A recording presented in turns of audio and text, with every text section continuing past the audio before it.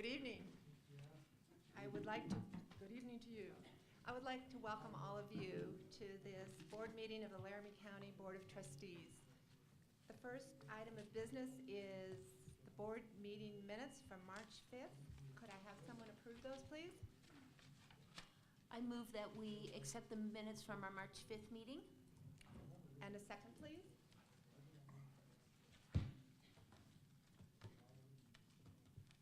I'll second. Bill seconds. All those in favor, please say aye. Aye. Anyone oppose the minutes? Okay, Vicki, they pass. I think I have a backwash here. I had some feedback. Yes, you do. Thank you. Reports to the board. SGA, are any students present? If not, then we'll move on to Staff Senate. Amy, I know you're here. Please come forward.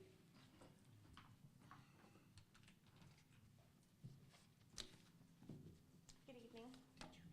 I first would certainly like to thank everyone, the president, the trustees, cabinet, the board, everyone, just for their participation throughout these last several weeks with the open forums we've had, with the opportunities to extend our feedback and to just make our voice heard across campus, not just staff, but also faculty, administrators, everyone. It really has been very important for us to know that our voice can be heard and that we're able to offer our opinions and our feedback on the policies and procedures that were presented to us. I think that really helped staff especially see that everyone wants to hear their voice. I know that was personally very important to them. So although we did not receive a favorable vote at College Council recently on Procedure 6.1.1p, we do still thank everyone for their votes. I do want to recognize that it was a very close vote. It was 9-10, which is something I think that needs to be recognized, something that needs to be looked at perhaps closer and get a better understanding of, perhaps there's something more there if there are enough people that are really looking at that to have that close of a vote. So there are several things that we are still looking at with these policies and procedures, although they have already gone through College Council. We are still looking at them with a fine-tooth comb. We are still going through them with staff and officers and just making sure nothing has been missed, nothing has been overlooked. And just in case we need to provide any other feedback that could be helpful in making those final decisions. We appreciate, again, our opportunity tonight to stand here and to voice our concerns. And although, like I said, the College Council had already approved of those, we're still fighting for staff's voice. They feel that they are being put lower and lower on the chain, to say, and that there is a perspective that these procedures and policies are being looked at from the top down instead of the bottom up. There is consideration from several staff members, perhaps, that they recommend that board members or administration, cabinet members, perhaps spend a week with staff, spend a week in their offices, see what we do, see what we go through, see how it is from our side of things, just to help give everyone a perspective. They believe that if the board members, College Council, administration were able to see things from the bottom up, they may have a different view other than just a cost benefit or a benefit to the institution rather than employee type of view. So we will continue to look at that, and I would welcome any questions if you have any. Ed. I just heard some reports on the council meeting, and I wanted to clarify something that I believe there was some discussion about the state and the at-will employees. Correct. That in terms of the state contracts, and information that I was able to obtain indicates that only about 5% of the state employees, there's a attorney group that's at will. There's also 2 other groups that are at will, and they number in less than 300 in each of those groups. So with over 8,000 state employees, this was 2012 data from the ANI site, only that small number, about 5%, are at-will employees. Just a clarity, because I know that was an issue at that meeting. And I believe at that meeting, when the 9-10 vote occurred, Correct. there are 2 of those folks, not by name, but who voted in absentee, and I was just wondering what the College Council rules are regarding that. Madam Chair, Trustee Mosier, I can answer that.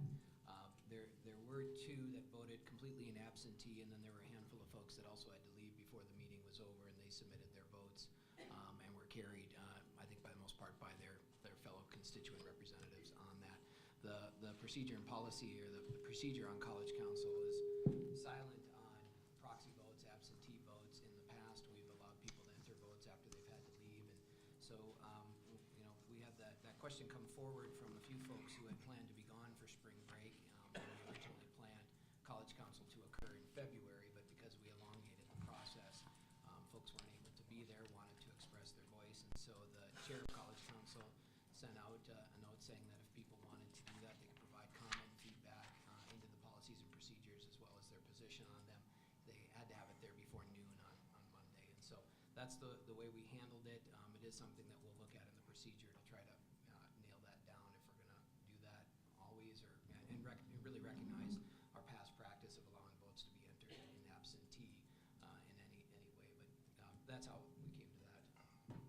Thank you, and thank you for bringing that up, Trustee Mosier, because there was a lot of discussion about at-will, and although staff were not in favor, we provided a very large list of alternatives. We provided lists of, perhaps employees would be at-will.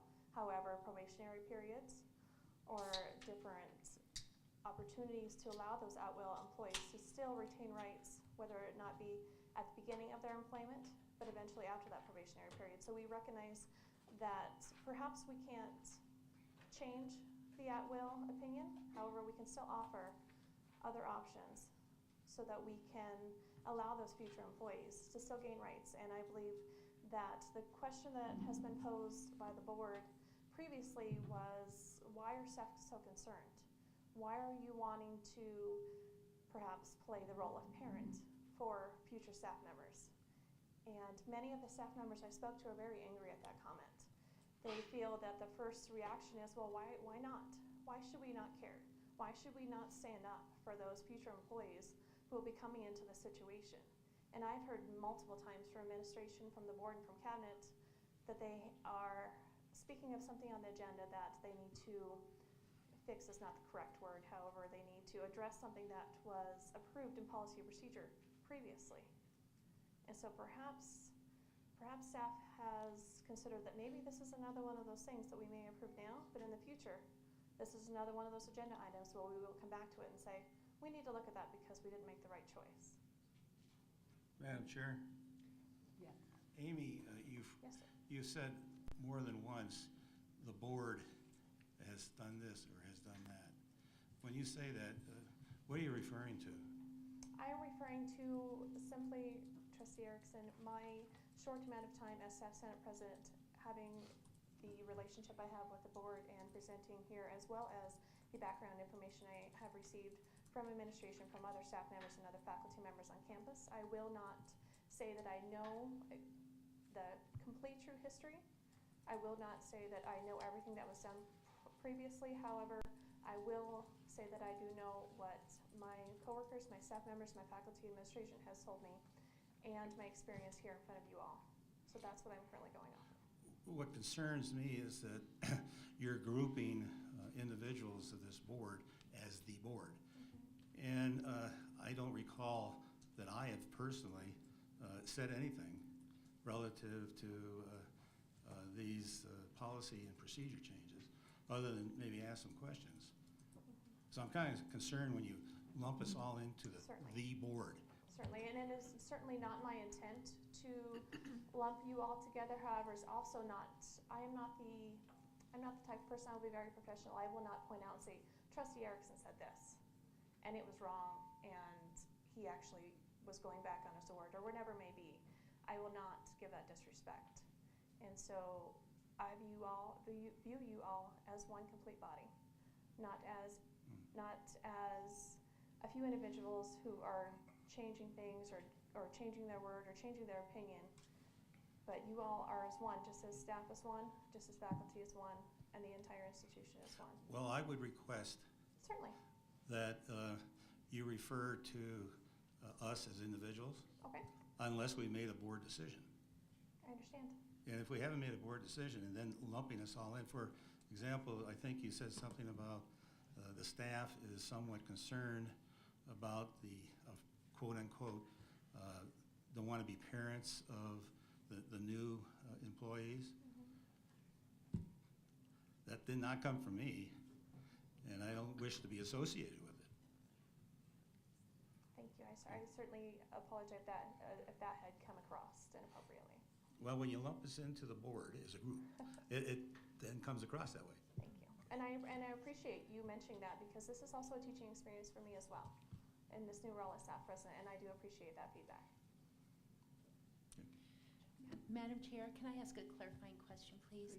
Amy, I'm sorry, I must not have been listening properly, but would you explain the 9-10 vote to me again, please?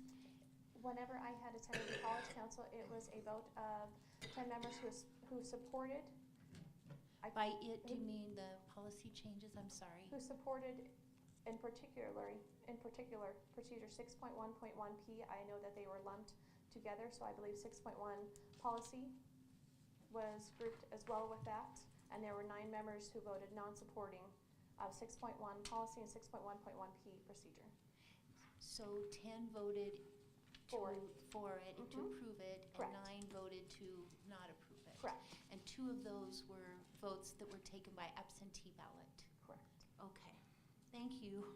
No, that's okay. Any other questions? Thank you, Amy. Thank you. Really I really appreciate appreciate it. the opportunity. Faculty Senate, Rob Van Cleve. Thank you. Faculty Senate met, and we have voted unanimously to support Staff Senate in their requests, and primarily their request for an at-will status only during a probationary period for classified staff. And I would reiterate everything Amy said. I could also offer some clarification on that college council. It was 10-9 to vote for the policy. An attempt to amend the policy was denied. And I don't know Robert's rules or however that could be, but they didn't even debate the proposed amendment. It was denied. And then they voted on the policy, and it was a 10 in favor of the policy, 9 against. And I agree with Amy, that does not show support. But here we find ourselves. We have been through the consultative feedback. We have been through 3 revisions now of the policies and procedures. And I can report that faculty are very happy with the way that faculty have fared in this process. We have no complaints about our position in these policies. We do, however, strongly support our classified staff. And I would say, somewhat selfishly, I had one of my co-workers tell me, you know, I can't do my job without the staff.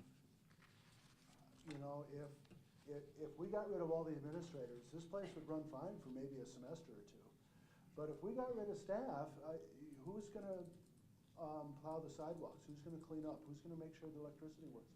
I can't do my job without staff, without people signing students up to take classes, getting them their financial aid. It is very, very important. And I worry because I have always been told, and it is my belief, that LCCC is one of the premier places to work in this town, in this region, and that we are in competition with state as the other major employer in town, and that there are state employees who would wish to come out here. And now that we are considering changing, and classified staff are going to be at will for the length of their entire career, should they so decide to make this a career, and I would hope they would, we would be then at a very disadvantage to the state. What Trustee Mosier was referring to, I also got that information, and I printed out the page off that report from 2012 with the germane statistics, if you would like. It does show exactly what Trustee Mosier indicated is that around 5% of the state employees are at will. And 130 some of them are lawyers, and I assume the rest are high-level administrators. But when you're talking classified staff, you're talking secretarial and clerical workers, maintenance people, grounds people, janitors, and they are going to be able to take those skills and experience to the state. And why wouldn't they? When there's a year's probation working there, and then they have due process. And I have said, and I will reiterate now, that it is not, nobody wants employees working here who aren't pulling their load.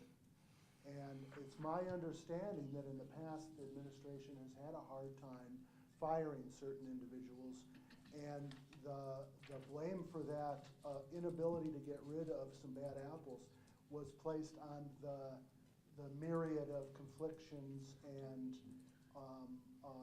things that were unclear in the policy. My understanding is we're clearing that up, that we now have a set of policies and procedures that is going to make it so that supervisors and administration can use the disciplinary procedures set forth in this new revision and can ultimately get rid of employees. And after a probationary period, I don't know. I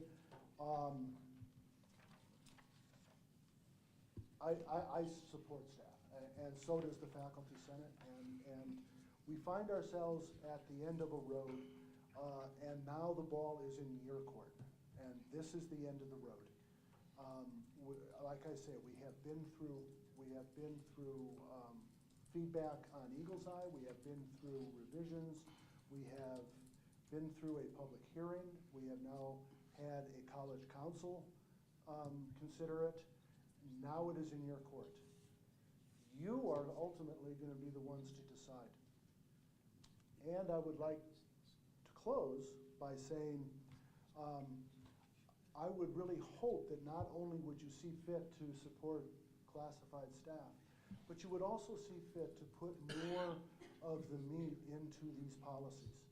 You are going to consider whether or not 2 rules are going to be repealed completely and 1 rule amended. Rules are a lot harder to change. They're within your purview to do so, but require public hearings and a lot of paperwork and fuss to get those changed. Policy, however, that's your baby. That is what you do as a board. And to take something out of a rule and then put it down into a procedure, I think is taking 2 steps away, and more appropriately, perhaps 1. And so not only would I encourage you to look at that 6.1.p as it applies to classified staff, but look at that whole 6.1.1p and decide how much of that should be in policy rather than in procedure.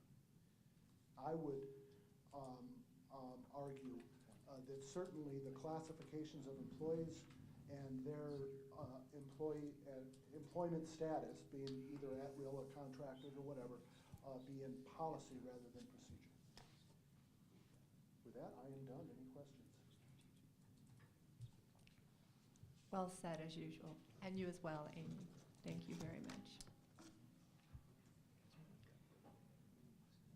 I'm not sure if anyone's here from LCCEA.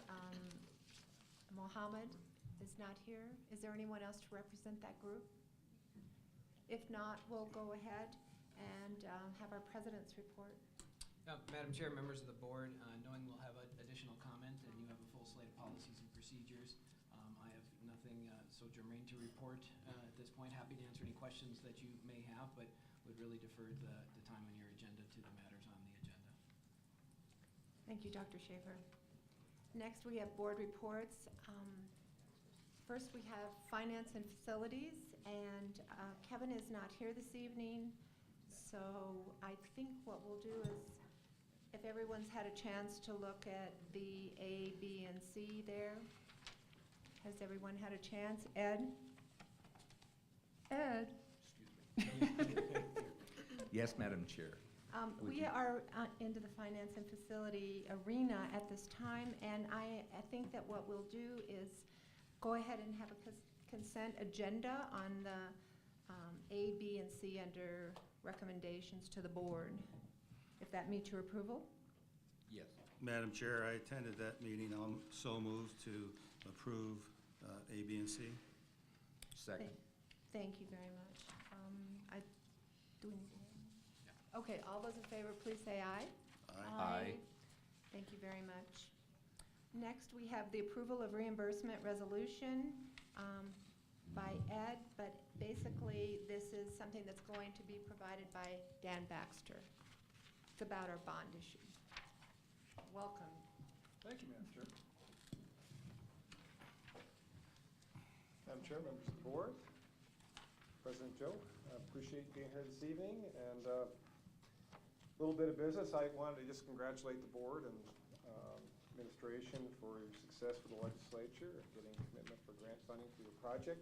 Hooray, we were hoping that would happen after the election, and my congratulations to you on that. And with that, knowing how volatile the markets are that we deal in, our recommendation to the board this evening is that you move forward with your bond issue as quickly as possible, get the bonds sold, get the interest rates locked in, get your bond money reinvested, and try to get your project built as quickly as possible before costs go up.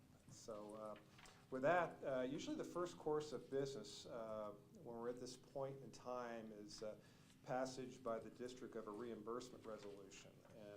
And what this does, it's really for the IRS, Section 103 of the code, but it declares the board's official intent, that it intends to issue bonds in the near future, and that it may be looking at reimbursing itself for any expenses you make out of your general fund or other monies for planning and other project costs.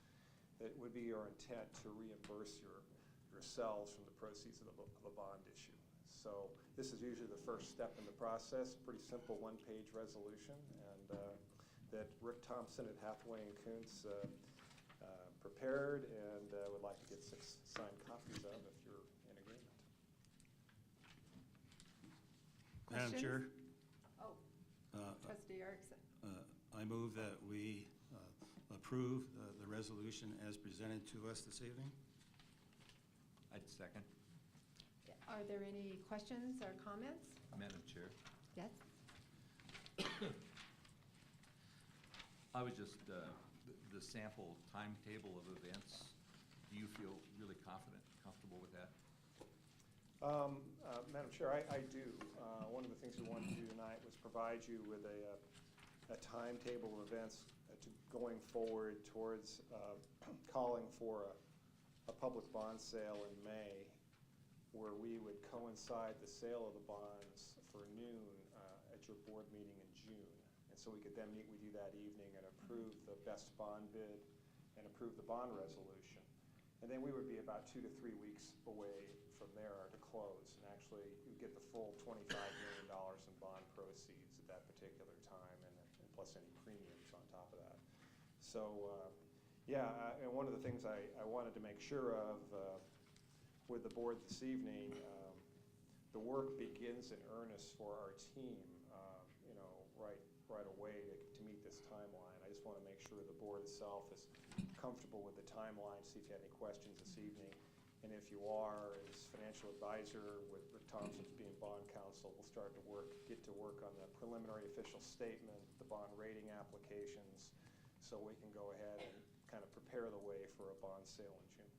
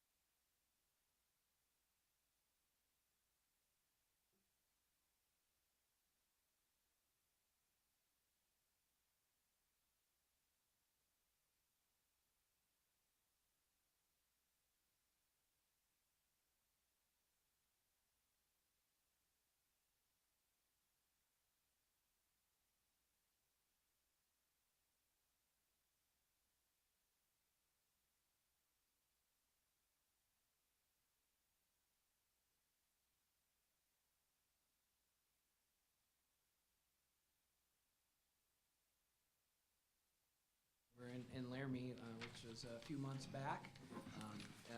You had a presentation, a joint presentation by members of the LCCC Albany County campus, as well as the University of Wyoming. Over the last year, it's been, I guess it would be starting and finished probably last summer, we had a joint planning team that was put together to do a level 1 study on a proposed joint building, basically an Albany County campus, second building on the UW campus for us. And so you had a presentation on that level 1. You all should have copies of it within your packet as well. There's nothing specifically saying that you have to do anything with this, but certainly as an indication of your support of this phase of planning and hopefully subsequent planning. I brought this before you with the recommendation that the board actually accept the level 1 plan. And then I can carry that message back to UW, and hopefully we can continue to get some progress on moving towards a level 2 plan, even though we did not receive legislative funding for it this session. With that, Madam Chair, I'm happy to answer any questions. Trustee Mosier. I believe the level 2 study funds, how we'll pay for that study is to be from what source? Madam Chair, Trustee Mosier, that is a good question. As we started down this joint or dual process of pursuing a partnership building over here as well as a partnership building over there, President Buchanan at the time set the direction that UW would essentially handle the planning and the cost for that project. The Board of Trustees of the university did submit a request to the governor for $800,000 for level 2 planning for this building. The governor did not recommend that. The Joint Appropriations Committee and the legislature did not add that back in. I am not sure where that leaves us, but the conversation that I've had with President McGinnity and others over there is once the legislation wraps up, which it has, we'd like to sit down and see if there's a way we can still keep moving forward with the planning for this facility. One of the areas that they've showed some interest in is digging even a little bit deeper into the current and future programming within the specific facility and looking at even stronger ways to establish a partnership for the programming that we do. But my hope is we will be able to look internally, both into UW and LCCC, to see if we can't put some dollars on the table over the next year or two to at least keep advancing the planning aspect of it. And then I would anticipate that UW would again make the request for what additional planning we would need to get it to basically the point where we could request construction dollars. Thank you. Other questions? So I guess we need to have a motion on this. I move that we accept the report for the level 1, the level 1 report for the Albany County campus. A second, please. I'll second. All those in favor? Oh, well, is there any more discussion? I don't know if I do or not. That's why you looked at me and I kind of, I'm not sure. I know you're. I really concerned about this $800,000 figure. It's huge. And, initially we were looking, from what Dr. Joe has said, at the university kind of coming forward with this and moving. And I suspect that if we got a year, 2 years, this level 1 report will be obsolete. And I don't know if they'll have to do some type of amending on it. So I'm real concerned about where we're going and where the university is going with this particular project. It appears that it's in limbo. That's about the best way we can define it. Madam Chair, Trustee Erickson, we are certainly in uncertain territory right now and how we would proceed. Informally, again, there seems to be great support on both sides, LCCC and UW, to continue to proceed with this. We have asked, I think you may have brought the question up about this at your retreat as well. We have asked for UW to give us a better indication of what brings the cost estimate to $800,000. I can tell you that I think there's opportunity to move through a level 2 process for substantially less than that, but I'm not familiar with the university's own internal requirements for doing it. So we're going to look at that cost, and that's why I think there may be something we can do with our own resources for now to keep it moving forward so that the level 1 doesn't stagnate. It actually continues to be refined and hopefully enhanced to the point where we would do a level 2. Not only would it cost less, but it would seamlessly move in and allow us to expedite our process through that. So we'll see, and I don't know what the interest is of the trustees of the university to move forward with a exception budget request in the general session coming up, or if it's truly, let's wait until the next budget session. But those are some of the conversations that I'll have with President McGinnity and his staff and see if we can nail down the details. Madam Chair, I appreciate your optimism. Madam Chair? Trustee Mosier. One of the things in there that ties into Trustee Erickson's issue that concerns me is, or at least my mind isn't wrapped around this very well, is in the study it speaks to the fact that we would have a lease, LCCC would be leasing that facility. So it concerns me a little bit that we would pay for the study for a building that we then turn around and have to lease. And I'm wondering, I'm just a little uncomfortable with that. Madam Chair, Trustee Mosier, certainly those are some of the things that will have to be worked out with the agreement, and what the terms of that lease may be, whether it is simply an arrangement or if there is a financial payment that goes with it. I think those are things that we'll have to work out, and certainly I would share your concern if we are ultimately going to be paying somehow for the construction or part of the construction of the building through lease payments, then perhaps the revenue to get moving in a certain direction coming from us may not be appropriate. But those are the things the university has certainly seemed willing to talk about, and we want to continue navigating down that road. And of course, now we have a pending project here on campus that UW will have approximately 20% or 25% of the space in. And so I think whatever works here should work over there and vice versa. Have we talked about the lease that we would be working with here? Not formally, Madam Chair, Trustee Mosier, not formally. It is my understanding that to date, we do not charge the university anything for their presence on our facilities. I see Arlene is agreeing with me on that. So we have certainly an arrangement in which they exist on our facilities. We do not charge them for anything at that time. And I don't know if we have any formal lease arrangement or documentation with them. We do, Arlene is saying. And so hopefully that type of partnership is what will continue over the hill. Okay, thank you. Very good question. Are there any others? If not, all those in favor, please say aye. Aye. It's once again unanimous. Thank you very much. At this time, we will go back to number 6, Human Resources Policies and Procedures and Rules Amendment and Repeal, first reading. Vicki reminded me that there are some more of the documents there in front of her. If you need one, one, please go forth and retrieve one. Thank you. Do you have one? Okay, everybody has one. Okay,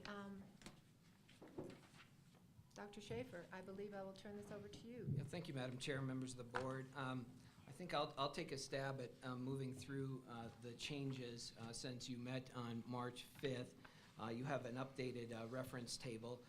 I have highlighted or colored the font of the changes in red. I see some are maroon, some are red, so we'll call them both red. That are the changes to these since we last met on March 5th. And so I'll go through them. I certainly defer to our attorneys if they want to jump in if I'm missing anything, but try to go through these, go through the whole piece of it, and then I will step back and be quiet, and then you can either take public comment or have board discussion at that point and answer any questions that you may have. So let's jump in on the first page. You'll see that there were 2 updates.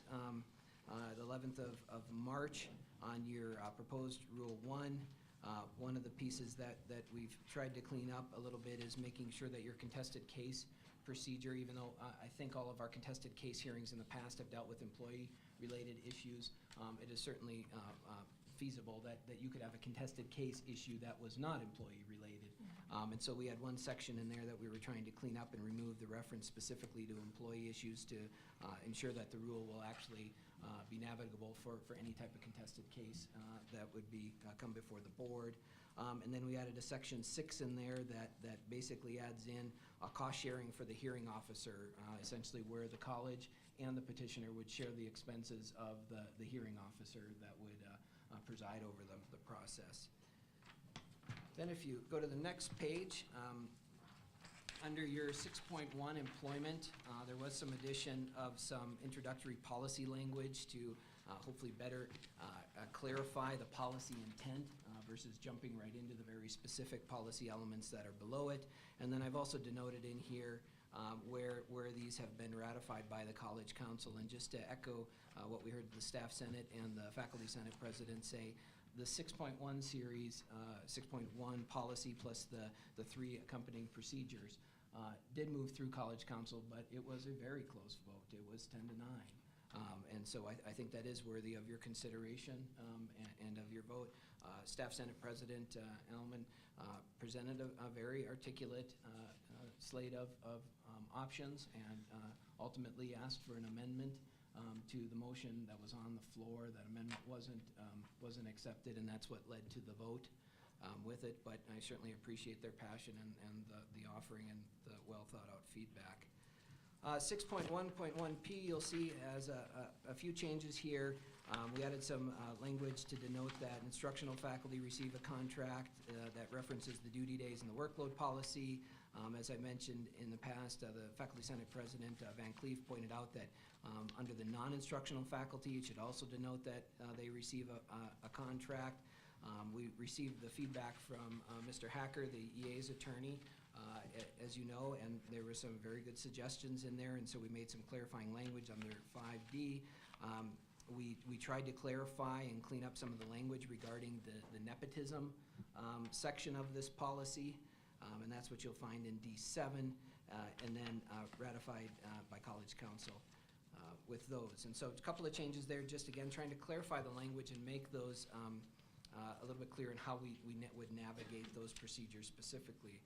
6.1.2P, again, based on some feedback we received from Mr. Hacker, added the definition of misrepresentation. I think that was a good recommendation, and we included that in here, and again, ratified by the College Council. The procedure 6.1.3, I did want to talk about the one change. In the version before this, the language was referencing that we would only notify contracted individuals if they were getting another contract, if we were going to actually extend them another contract of employment, both from how do you do that with the individuals as well as really an administrative practicality. It really is better for the manager and the employee, and I think for the workload of distributing contracts and different notifications, that we change that to say that we will notify those individuals who will not be offered another contract versus notifying everybody who will. And then the question was, well, what do you do with the ones that weren't? And is that really very humane to leave them hanging out there? So we changed that language in there just to flip that the notification goes to those who will not be extended a contract versus just notifying everybody who will. Separation 6.1.4P, no changes there, it was ratified. For your consideration tonight, the policy group 6.2 and the procedure 6.2P as well as 6.3, 6.3P, these were procedures, not so much the policies, but the procedures that did receive some substantial changes, predominantly from Sabrina Lane and Vice President Judy Hay, who have really been engaged recently in understanding the changes to Title IX and Title VII. They worked on this with our legal firm as late as last Friday, made some updates that didn't get out until Monday, and so we're pulling those off your slate tonight. Essentially, those are going back out for consultative feedback. Cabinet considered them yesterday, sent them out for consultative feedback. So those will actually come forward to you at another point in time. But we did list some of the changes that were in there just for your information. 6.4P employee benefits, some minor language changes to add in there. By the way, I just want to point out too, the direction that we've given to staff as well as the attorneys and folks reviewing this, we know there's going to be some grammatical things and some typos still, and we recognize that. We haven't wanted to spend our time in really hunting for those, although we're getting people picking them out. So we know there's some in here, and we'll continue to try to catch those, and certainly by the time they're before you for your final approval, we'll have those nailed down. FMLA policy procedure, nothing there. Leaves of absence policy, nothing there. The leaves of absence, 6.6.2P, the other leaves procedures, we had some feedback here as well. So you'll see under 5.0 C3, Per feedback, we're adding language in there stating that a legacy employee returning to work from emergency leaves retains that legacy status. That was a concern. It wasn't clear if they had to take emergency leave and they came back, if they lost their property rights, property interest in the job. We wanted to clarify that, no, they don't. We added the definitions or loose definitions of what we mean by part-time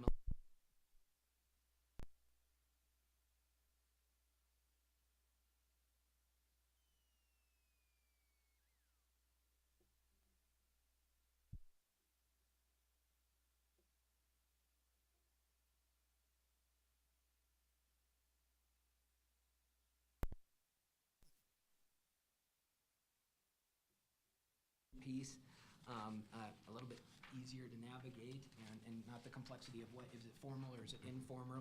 So you'll see it's titled employee-to-employee resolution. It's essentially our way of saying, you know, where at all possible, we want the employees to work together to try to figure out whatever the issue is before we start moving down the formalized grievance process. 6.9, reduction in force.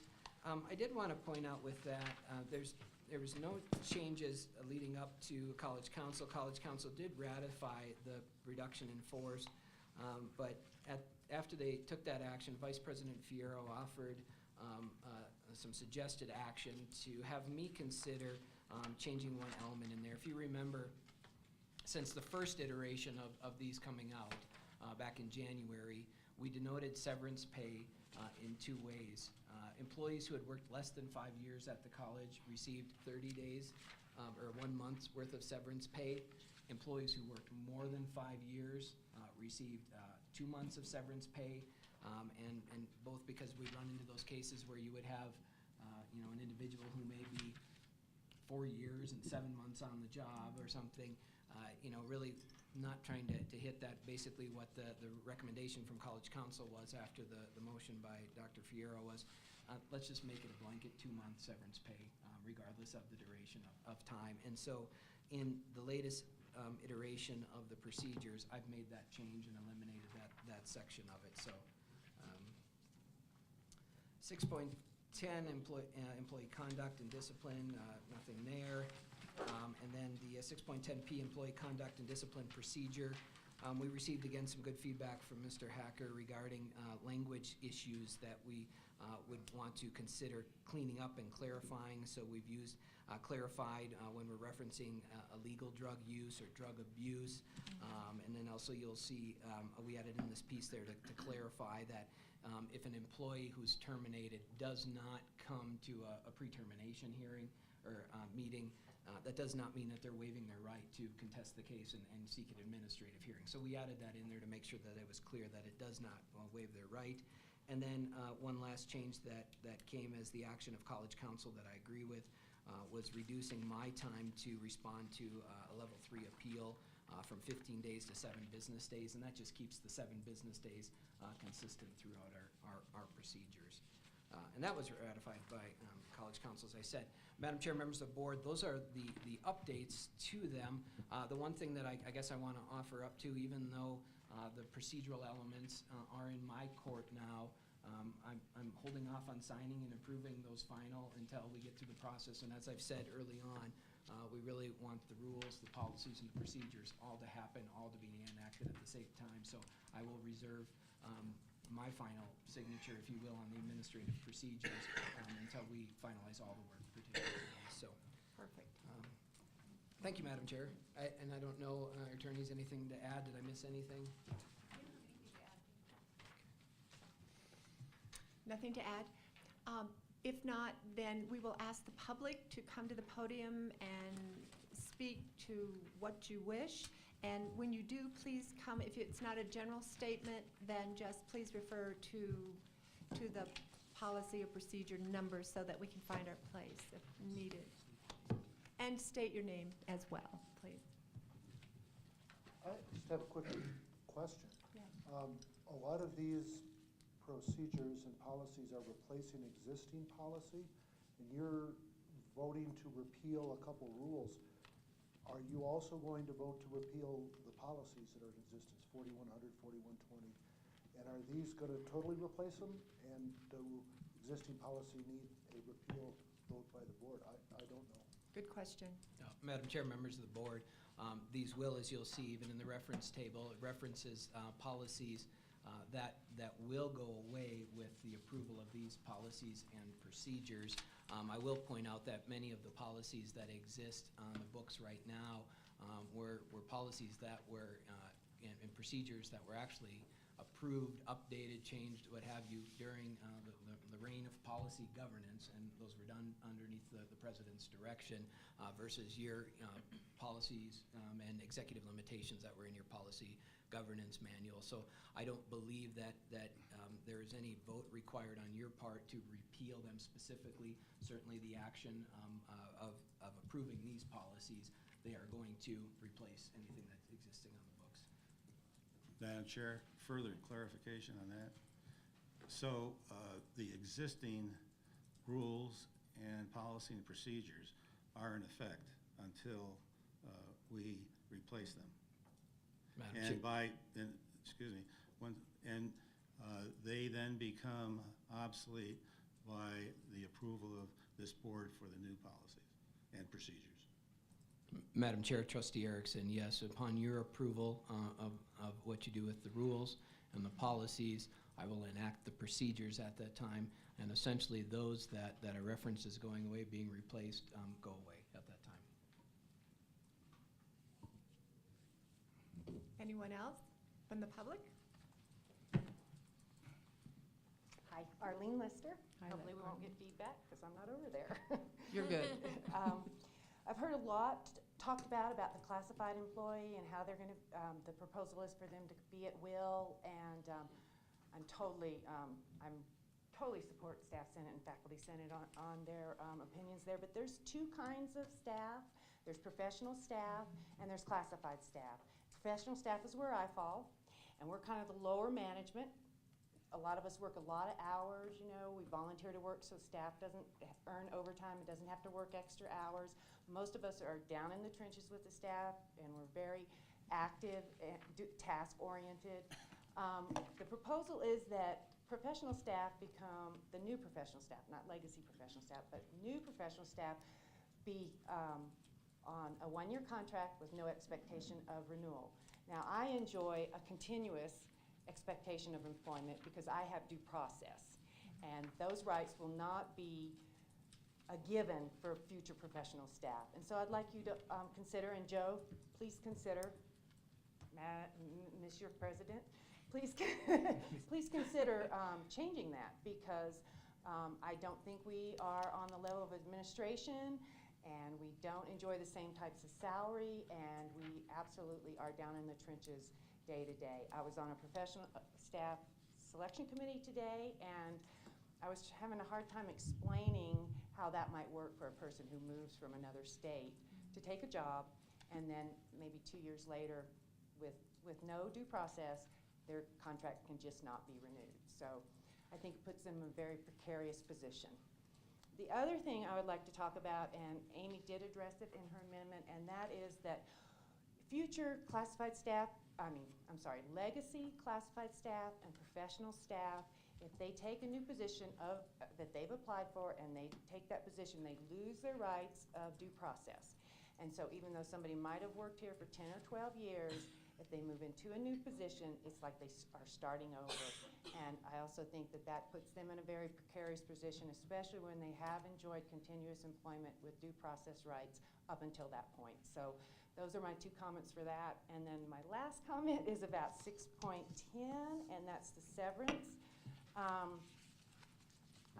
I think 60 days for any employee, any legacy employee is a wonderful change. That's really needed. But I also think I would like you to consider that any employee, legacy or new employee, would really benefit from some sort of severance pay. We do get unemployment, but unemployment is a fraction of the pay, and I know it's a huge change, and it's a very traumatic event for people. And so 60 days of severance pay seems to me a small price to help these people into their new life, because that's what it's going to be, a totally new life for them. So those are my comments. Thank you. Thank you very much. Yes. Madam Chair, may I ask Arlene a quick Oh, question or sure. something? Arlene? I had to think about it a second, Arlene, I'm sorry. Return to the So- podium, please. So is your request? No, just sit down there. Thank you. I'm Thank sorry. you very much, Judy. So is your request for 6.1.1P? I want Yes. to make sure I understand Yes, that professional staff not be contract as well as classified staff not be contract. Is that correct? correct. That they enjoy continuous rights of employment. Okay, so that professional staff and classified staff be With treated due the process. same with not the contract status? Right. Or contract status with due process? Well, I don't know exactly how that would look, honestly. We all sign a contract now, so I don't know how that would look. I would say continuous employment, not contract status, but also with a probationary period where, you're out at will during that probationary period, at least a year. So yes, So right now, professional staff signs a contract, correct. but classified staff does not. No, they do too, right now.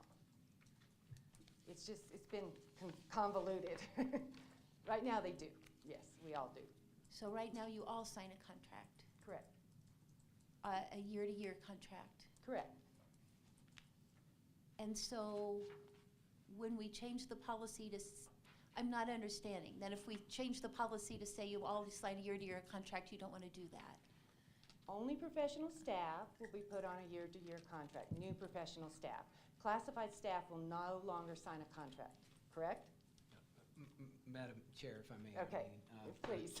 Trustee Little, this is one of the functional issues we have with the current process. What we do in practice and what we say in parts of our rules, policies, and procedures are at odds. We do issue annual contracts of which current professional staff sign and return. Those contracts functionally, because of current language, essentially are status updates. They're not truly contracts because and so it's confusing, even though some people believe they're contracts, they're annual contracts, and that's what it takes. And we have language that says if you're not going to get one by February 28th, you got to know, and all that Yeah. good stuff. Yeah. But there's also language that would suggest that there is an ongoing expectation for an employment relationship. So there's practice and policy and procedure that are currently at odds. I believe, and I don't want to put words in your mouth, Arlene, what she's stating is that instead of having the current procedures say that professional staff will receive a contract that has a definitive start date and end date, and at which time it's end, there's no expectation of another contract. That's at the pleasure of the institution to extend that.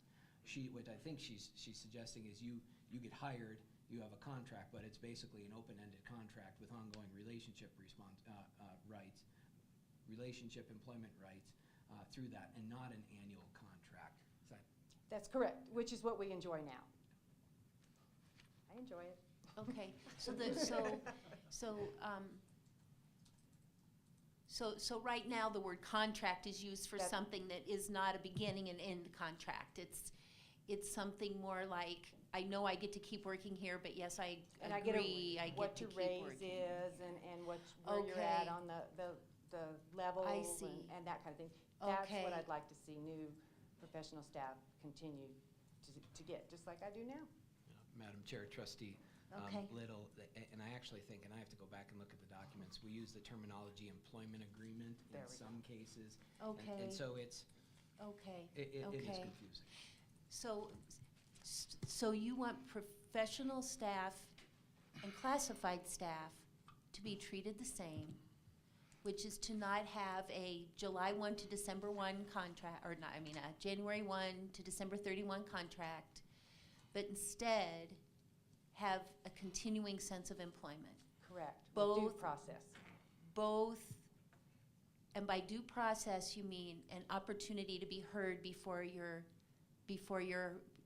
terminated. Progressive discipline, Progressive discipline. So by due process, you mean progressive discipline. that's what I mean. Because I hear the word due process all the time, and as a lawyer, I see something different, I think, Oh, than what okay. you're saying. Yeah. So I've never really understood what that meant. But what you mean is progressive discipline Right, when you say due process. that's correct. Ah. Right. So now, so what you're saying to, I'm sorry, I'm being, Oh, that's okay. I just want to make sure I'm I glad understand. you are asking. So you want classified staff and professional staff to be treated the same and not differently, and for both of you to have continuing employment with progressive discipline, Correct. and not a beginning date, end date contract for either set of employee. Correct. Okay. Thanks Thank for you. clearing me up. Thank you, Arlene. Okay, it's your turn. Thank you for waiting. Oh, thank you, Yeah, Madam Chair. thanks. Thank you, members of the board. As I was sitting here, something came to mind. I teach. Please state your name. Oh, I'm sorry, Judy Dunn. Thank you. Instructor, Computer Information Systems and Computer Science at the college here. Thank you. And as we were listening to to Amy and some others and Rob talk about classified staff, classified staff is not just the maintenance people. It's not just the admin assistants. The classified staff is also our IT techs. These are the people that keep the college running every day. We are heavily dependent on IT. In my division, more than anyone else. And right now, we have a really good relationship with state employees and city employees, county employees, and they're all kind of on a level playing field in terms of benefits and arrangements. If, in fact, we no longer give those staff the due process, security, whatever we would like to call it, then I think I can foresee us becoming a training ground and losing those people to other state and local government entities. And with the big data centers coming in, that could definitely be with probably higher pay than we provide, but we provide the security. And so security and pay are always a trade-off. You know, the lower you are on the totem pole, the higher in importance security is. When you're really up there at the six-figure level, you know, security isn't as important to you. But I know from talking to these people that security is really important to them. And if we start pulling that out, then the other benefits we have here are going to be diminished. And I can see us losing our competitiveness in the IT market. So I would ask you to please consider what Amy has asked, what Rob has asked, to continue to give classified staff some form of due process and a probationary period. So thank you. Thank you, Judy.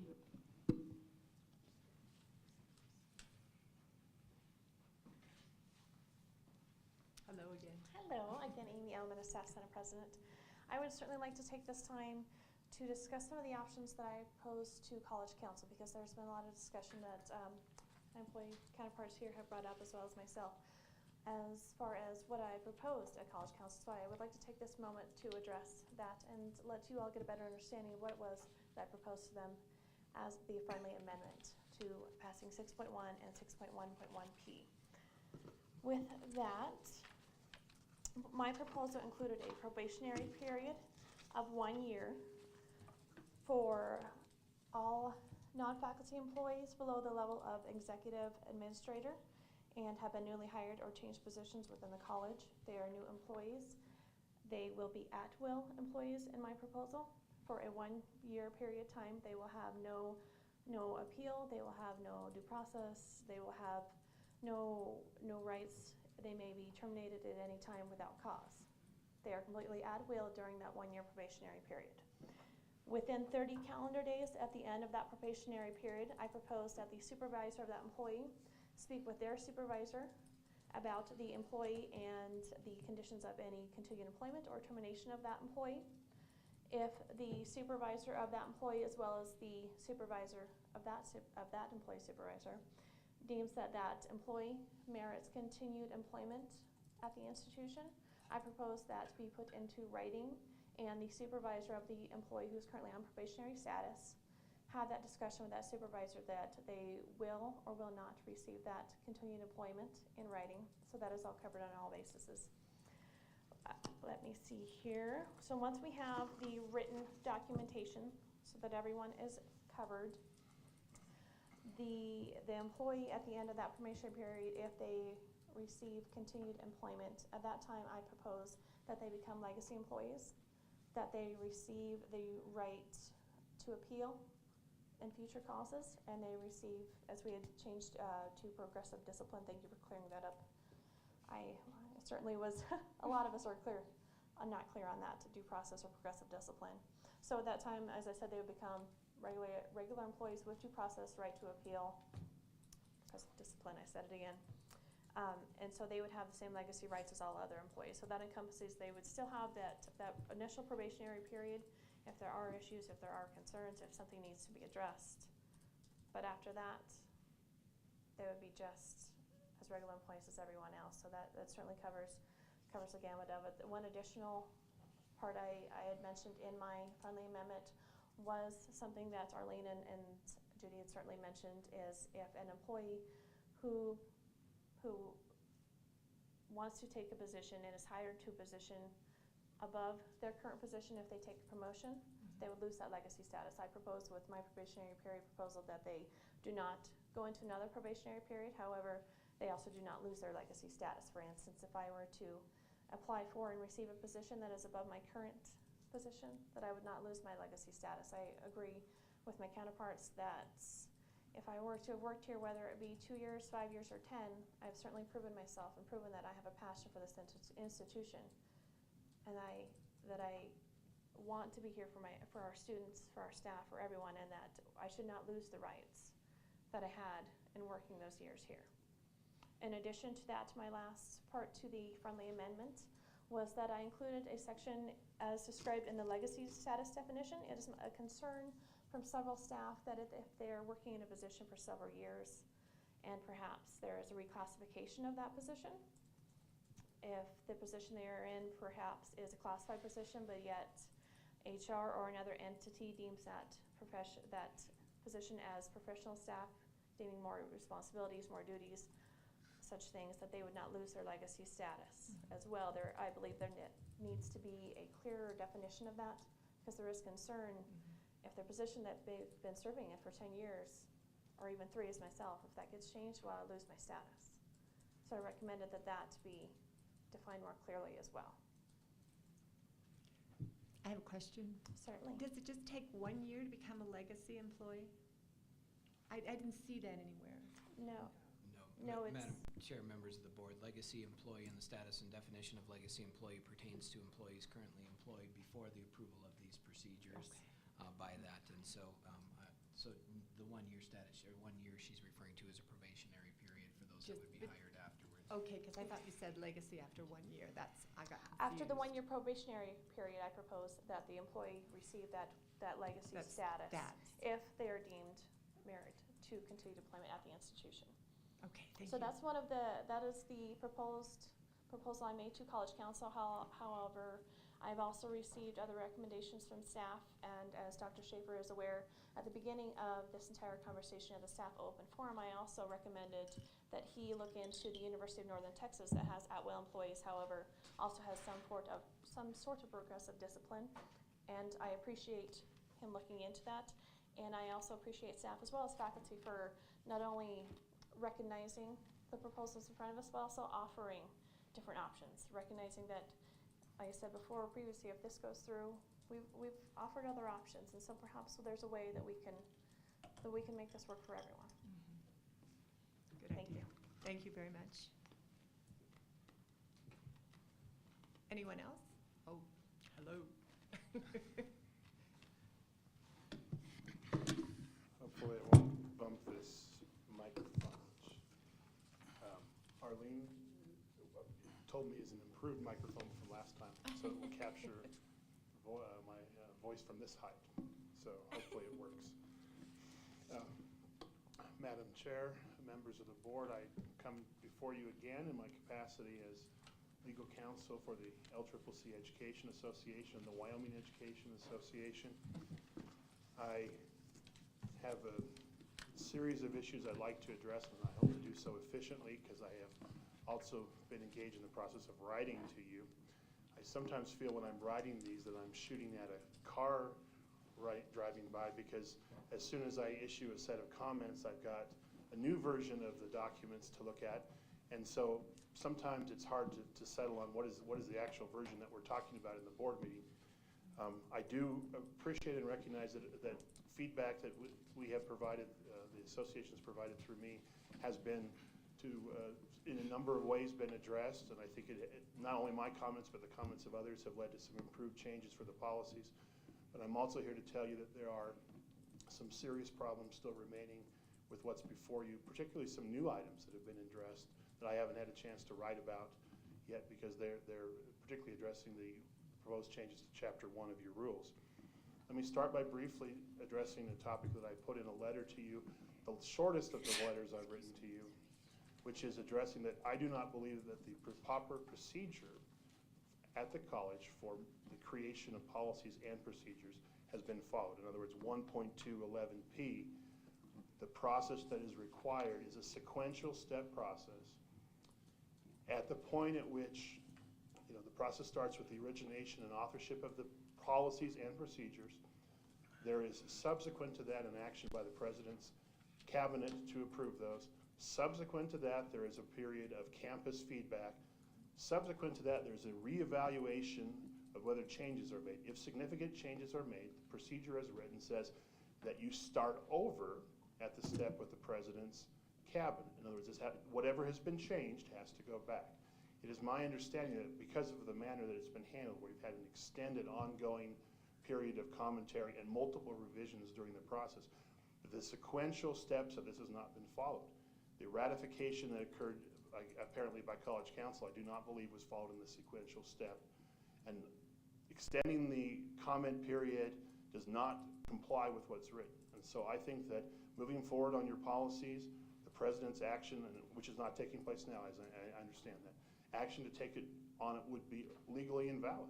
It would render your policies and procedures very easily open to a legal challenge, which is not what I think the board wants to go through all of this for, to generate procedures which can be legally challenged. Now, I think you guys, as the board, the college, would be stopped from saying we're not bound by these, but I think a member of the public, an employee, someone who had cause to challenge them would have easy cause to do so. So I do not believe, based on what I've heard, that this has been followed through. The issue with the ratification of College Council and the absentee votes, I don't know about, but it's certainly an issue I'm going to look into to do an assessment as to whether or not I have any feedback that might be valuable for the board or not on that point. But you come into this with a big question mark about whether this is a valid process.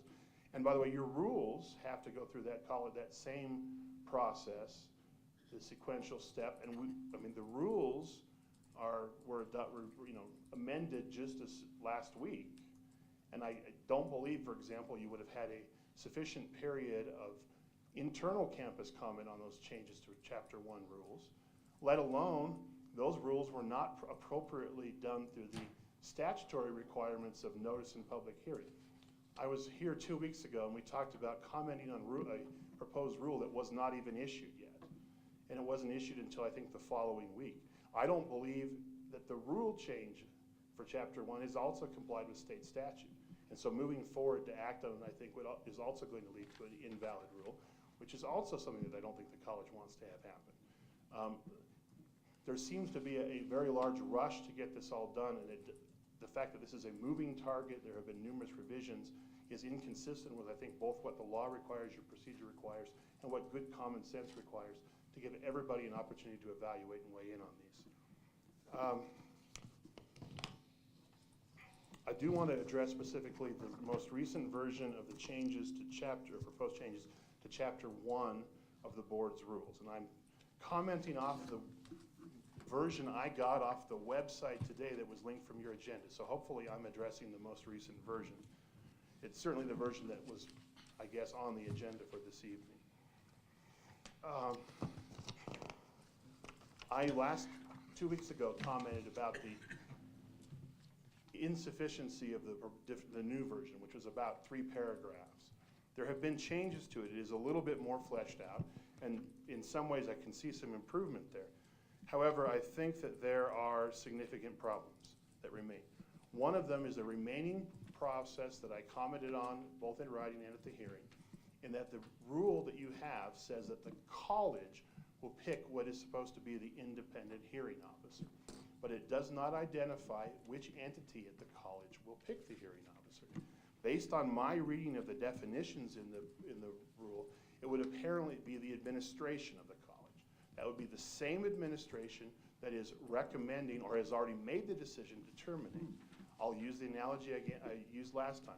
It's akin to going into a criminal trial as a defendant and the prosecutor gets to pick the jury while you sit there. It is a one-sided selection of the hearing officer, and it leaves the hearing process open to challenge from the outset. This is the hearing officer is supposed to be the board's representative at the hearing. The board should be the one that picks it, or alternatively, you should leave it just like it is, which says there's an interactive process of selecting it with the petitioner and the board, and if there can't be some agreement, then the board will go ahead and pick one.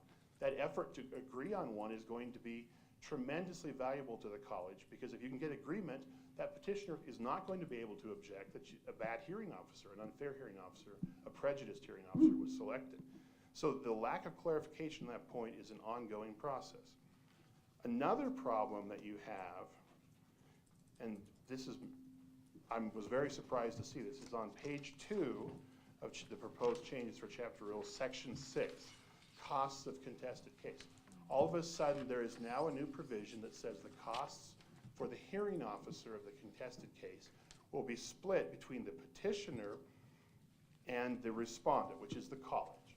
In other words, the person who's going to effectively be the judge at the hearing, you have to pay for half of his costs in order to get a hearing. Now, to make it sort of present the unfairness of this, you get to pay for half of the person you had no say in selecting. So the college can pick, whoever's picking it at the college can pick whoever they want to, and you have to pay half of it. But what I'm going to tell you, unfortunately, is that's unconstitutional. You cannot make due process contingent upon someone's payment to receive it. It is not exactly the same, but it's very similar to the point where when you go to court, whether it be a traffic ticket or whether you go to court on a trial, when it's over, the judge doesn't hand his bill to the two sides and say, here's your share of my costs and here's your share of my costs.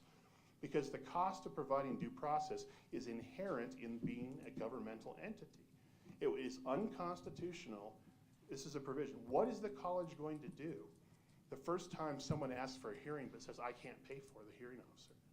What's the college going to do? Are you going to give them the hearing and say, don't worry about it, we'll waive it for you? Or are you going to say, forget it, no hearing for you? Because I don't go looking for lawsuits, but I'd like to be that person's attorney and take that to court. And I'd like to take that to federal court on a Section 1983 action and get not only judgment for my client, but get my attorney's fees awarded as that same matter too. This is a bad, bad decision. And I cannot believe the board would want to move forward in approving, even on a first reading, a rule change that has an unconstitutional provision in it. Yet another problem with this rule is found in Section 3, applicability, which talks essentially about who is eligible to get a hearing. And I'm talking about this in the context of a terminated employee. It says anybody whose rights allow for a contested case hearing and who has exhausted all applicable prior appeal processes may petition for a contested case. However, you have a procedure that's also being proposed, which essentially it's in the disciplinary, it's in 6.10p, section, it's in two parts. It's in section C, which is on page 4 of that, and you have it's in section E, which is on 6. You have a very awkward and conflicting procedure for handling the termination of an employee. In that procedure, you say if the supervisor of an employee recommends termination, then within 48 hours, you're going to have a pre-termination hearing. The employee, under the new procedure, is required to go to it. And then within 48 hours after that hearing, a decision will be made, and it will be issued in writing, and if the decision is to terminate the employee, that termination is effective immediately.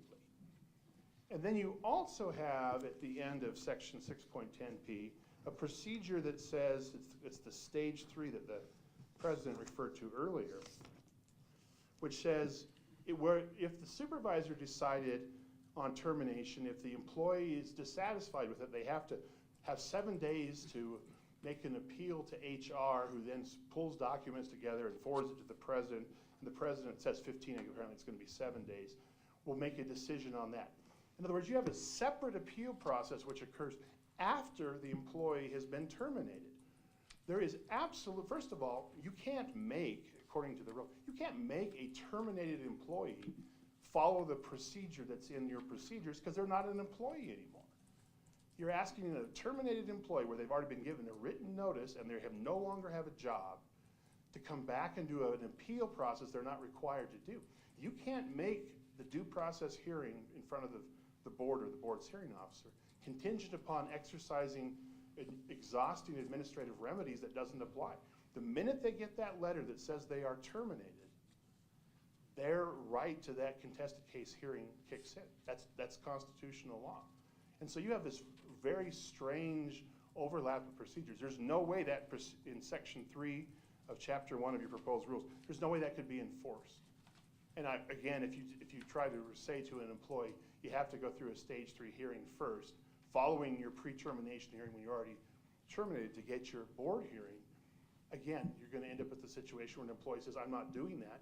Why should I do it? I've already been fired. I want my board hearing. Is the college going to say no? Again, that might be like a case that I might like to take, just for the sheer purpose of demonstrating what a denial of due process requirement would be. And I need to address one other significant problem that has been introduced into this since the original version that I saw, which is in section 5 of chapter 1 of the rules, that says the contested case hearing has to occur within 60 days. There was not a timeline previously in the version that I reviewed. I'm not sure at what point the timeline went into it. It's not highlighted here, so I don't know if there was I believe I saw an interim version as well of this that is different than the one that's final here. Let me just tell you, it's a bad idea to put that in your rule. There's a reason why it wasn't in your rules before, because putting a short timeline on a hearing is going to conflict with other rights of the employee or other petitioners' rights in another case to have the hearing. You give them the right, you don't have any choice, by the way, the right to use the procedures under the rules of civil procedure to do discovery before the hearings, requests for documents, requests for answers to interrogatories. You have the right to take depositions.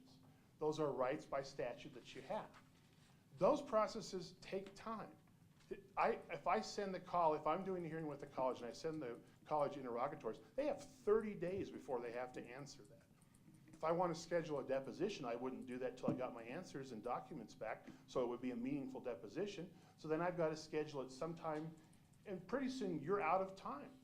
There's no reason to set up an arbitrary deadline. There's no provision in here, for example, that it can be extended by showing of good cause, that the hearing officer has discretion to set it. Why 60 days? The college has already fired the employee. They've already stopped paying them. The employee doesn't have any reason to want to prolong it, but the employee has rights. The other thing about it is, I know as board members, you guys have never scheduled the hearing direct. I've scheduled hundreds of administrative hearings in my career. You're scheduling the schedules of 3, 4, maybe 5 attorneys. You're scheduling the hearings of board members if they want to attend. You're scheduling, is this the week that President Schaefer has to be in Washington, D.C. for so? You're scheduling things. And you're talking about the hearing officer. I understand the college is interested in using the Office of Administrative Hearings. I can tell you from my experience with them on other hearings in the past, they don't have immediate openings. Often their openings are 30, 60, 90 days out. So you've created an arbitrary rule for a hearing deadline with no good reason, and it's only going to come up and clash against the rights of the employee to have a sufficient due process and sufficient notice of. It's a mess. The state statute for teacher terminations for school districts says the hearing is supposed to commence, not be finished, in 45 days. I can tell you in the 20 years that statute has been in place, there's never been a single hearing, at least that I have been in, or my firm, or anyone that I know has been involved with, that has ever taken place in 45 days. It just isn't possible. Under that statute, though, it's because it only has to start. What happens is the hearing officer starts the hearing, continues it, allows the rest of the process to go forward. As it's written here, your hearing doesn't have to start. It has to be finished within 60 days, which is a very problematic. So what are you going to do when the timeline isn't going to be met? Are you going to tell the person you don't get a hearing? What happens if the college can't meet the deadline? Is the person going to say, I won the hearing because you didn't give it to me within 60 days? They might argue that. It's a mess. You don't need, if you want to put a timeline in for some reason, make it a reasonable timeline. 120 days, 180 days. Or make it a 90-day, but which can be extended by the hearing for good cause, hearing officer for good cause. Make it a reasonable approach. This arbitrary, inflexible one is only going to get you guys, it's going to make every hearing contentious on schedule, it's going to increase your legal fees and your costs, and it's going to probably lead at some point to litigation in an actual court over a hearing arising from this timeline. It's a bad approach. I want to talk about some big concepts that remain in these policy procedures, and I will try to do so efficiently. As you know, as you've heard comments from your employees tonight, the procedures have not been changed. The president's procedures have not been changed and they remain at-will staff employees for new hires. You really have two. You have at-will for new staff hires, and you have what I've been calling in my writings to you, perpetual probation for professional employees. That's what Arlene was talking about, which is you're essentially on a one-year probation for your entire career. You get one contract, 1 year, and it could be not renewed for any reason at all. You have no job security beyond 1 year stretches. So whether you want to start a family, buy a house, take more classes, develop your career, you don't have any stability to plan on. Both of those categories of employees are ones that the college competes with no one's mentioned other government. The federal government largely provides job security at a certain point for these categories of employees. For most of these categories of employees, the school district that you compete with for custodians and groundskeepers and maintenance people and tech people, and you name it, you compete with them. The state largely provides that for its employees. I think the county is the only one that doesn't really provide that. But you are competing with public employers that provide this. You need to make a change. I've outlined, and I don't want to beat a dead horse here, but I've outlined there are a lot of negative unintended consequences from putting people on unstable employment relationships.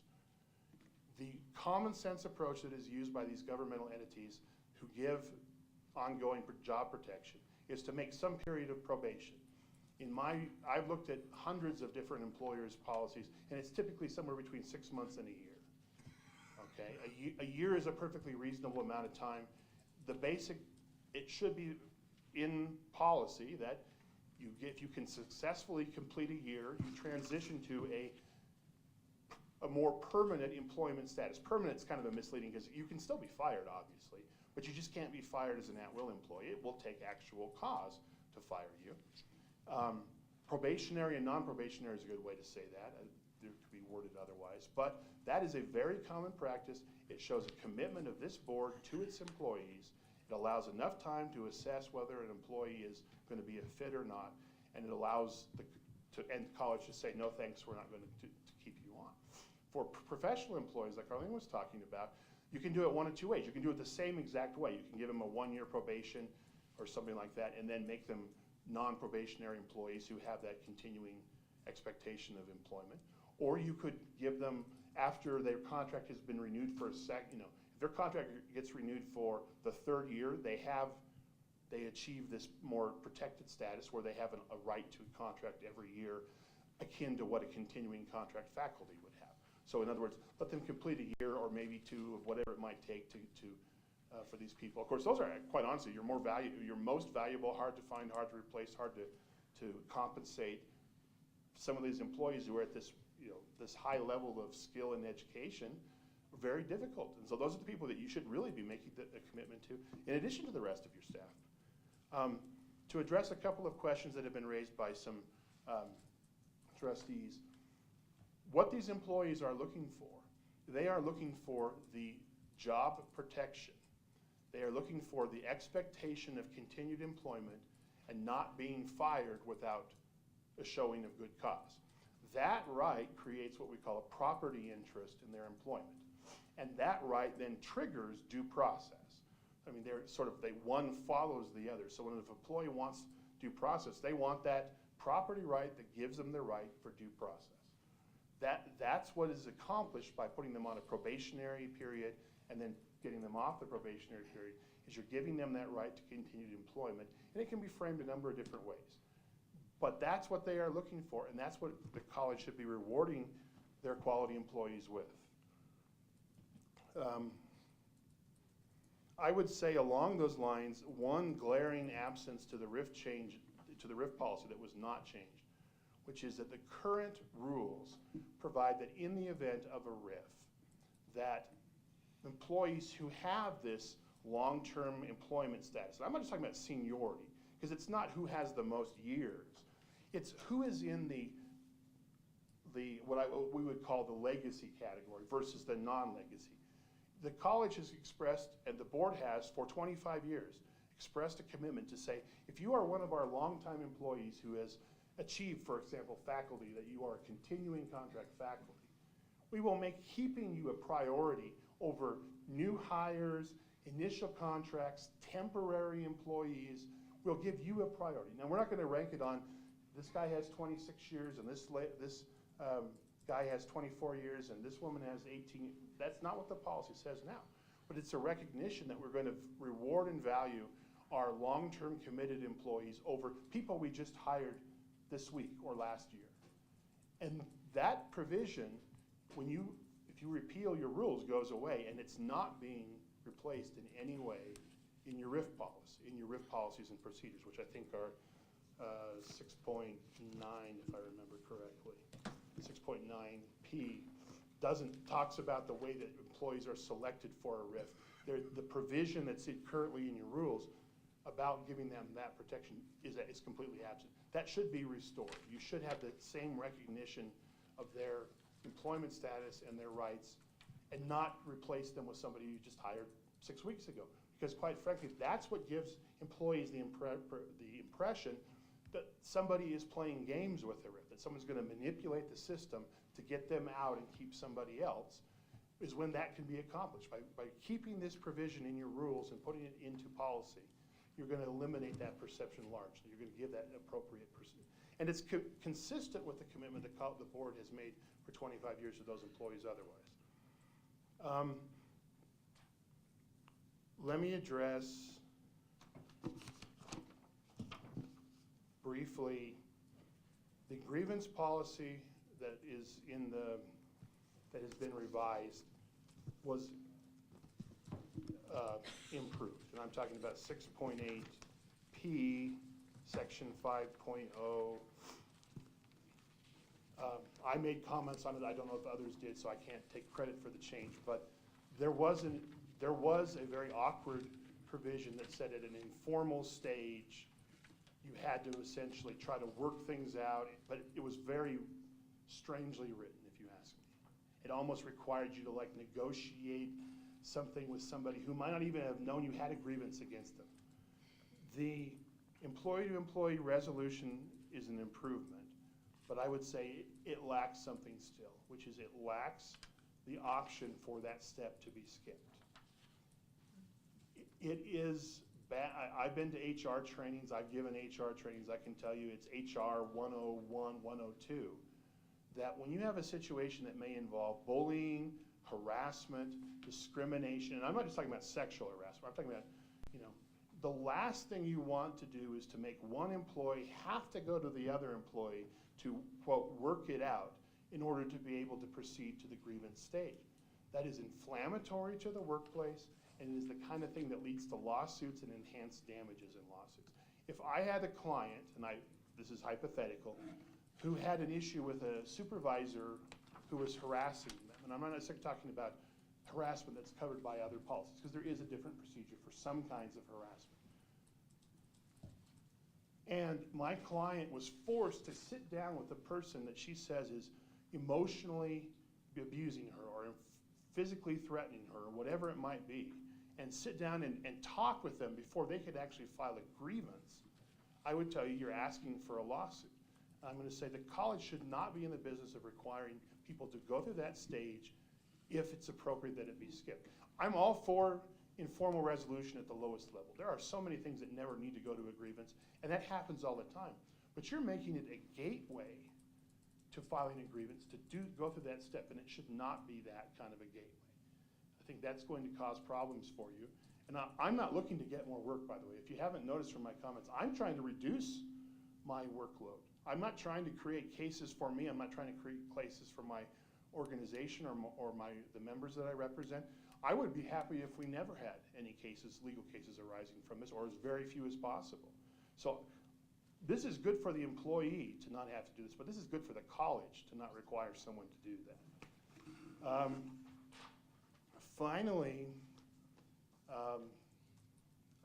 the last point that I think I would probably address here is you have reasons in 6.10p that are defined as misconduct, and you also have reasons that are given also for cause termination. Those are in section 4.0 of procedure 6.10p. Some of those are new, some of those are things that were already in policy. I do recognize that there was some response, and again, I don't know if it was to my comments or to someone else's comments. There were some improvements on some clearly problematic things, use of drugs versus use of illegal drugs, being in trouble for disclosure of confidential information versus unauthorized disclosure of confidential. Some of those little things have been cleaned up. But I have to tell you that there are still phrases and terms in your reasons for cause and in your misconduct definitions that are problematic, because a combination of one or two different things. Either they are so broad and so undefined that they are essentially unenforceable. Whether or not you can fire an employee for a reason for cause, the legal standard, and this is a constitutional due process standard, is the reason for cause sufficiently defined so that an employee would be able to look at that and say, I know what that means, and I know what I can and can't do. Not down to the finest detail, but generally speaking. So when you have phrases that, for example, that you can discipline or that misconduct so that you can discipline someone for any conduct or behavior which reflects poorly on LCCC, just picking out an example. What does that mean? I can think of things that would, easy. If somebody ran around drunk driving in an LCCC vehicle wearing LCCC sweatshirt and hat, and they're an employee, I could say, yeah, that probably does reflect poorly on them. What about somebody who writes an editorial to the newspaper which is critical of the college? Does that reflect poorly on the college? That's, I guess, subject to interpretation. Some at the college might say, we recognize the free speech rights of our employees. Others at the college might say, we think your conduct reflects poorly on LCCC. That is one of the examples of standards that are not practically enforceable, and that means, in my experience, again, they're only going to draw conflict. That could be some of these are broad enough to infringe on First Amendment rights, Second Amendment rights, for a variety of constitutional rights or statutory rights. They're not sufficiently clear and well defined. For example, for cause, it says you could be fired for misappropriation. There's no definition or explanation. What is misappropriation? I think I know what it means. Is it the same thing that all of you are thinking that it means? I don't know. Is misappropriation, is it talking about property or something else? Is misappropriation of property when you don't have permission to use something, or when you did something contrary to a policy or rule?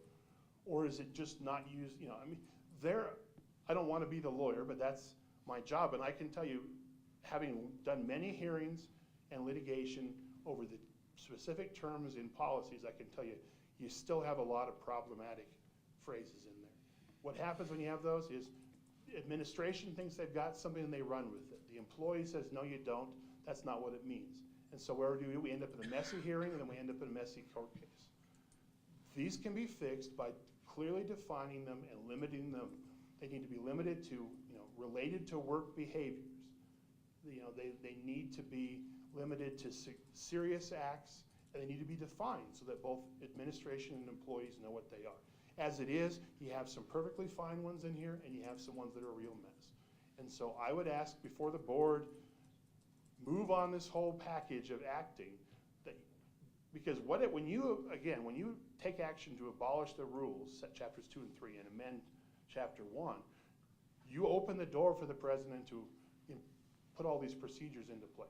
So even though the president is doing that, it's the board that's enabling him. I mean, this really is, I know you guys don't like this term, but this really is, you're back to a form of policy governance, because you are leaving things so broad. There are so many things that are policy statements that are not being put into policy. When you make these changes, you are essentially endorsing these, whether you approve them formally or not, you are endorsing these standards. You are endorsing these problems, and it will be the board ultimately that has to hold, that will be named in the lawsuit. It will be the board who will have to judge the decision. Again, I'm all about let's reduce the number of legal conflicts to a minimum. I just want to close by saying I've been practicing for 15 years or so, and this is the bulk of what I do, is administrative law, governmental entity, and employment and law. I've spoken with Pat, my father, who you may know as an attorney. He's been representing the association for about 40 years. And so we have a perspective on the number of, and we represent members in our organizations all around the state. And I do work outside the association as well. But I have a sense of how many problems different sized organizations, different boards, colleges, and so forth give us. How many problems arise from them. I can tell you, in the past 40 years, you've only had one stretch of time where there was a significant number of legal issues, and that was under your former president. The lengthy time before that, under these same rules that you're wanting to repeal, there were very few legal problems. There were a few hearings, almost no litigation. You are embarking on a whole new set of, when you do this, inviting a lot of legal problems. If you're going to go forward with this, you need to make sure that you do it right. And quite frankly, much of what's here is good, and much of what's here is not ready for prime time yet. So I'm asking the board to act, to make these ideas put into policy, to give the president direction to correct and fix these things so that you don't move forward with problematic rules, procedures, and policies. Thank you. Thank you, Mr. Hack. Are there any questions or comments at this time from the board? Yes.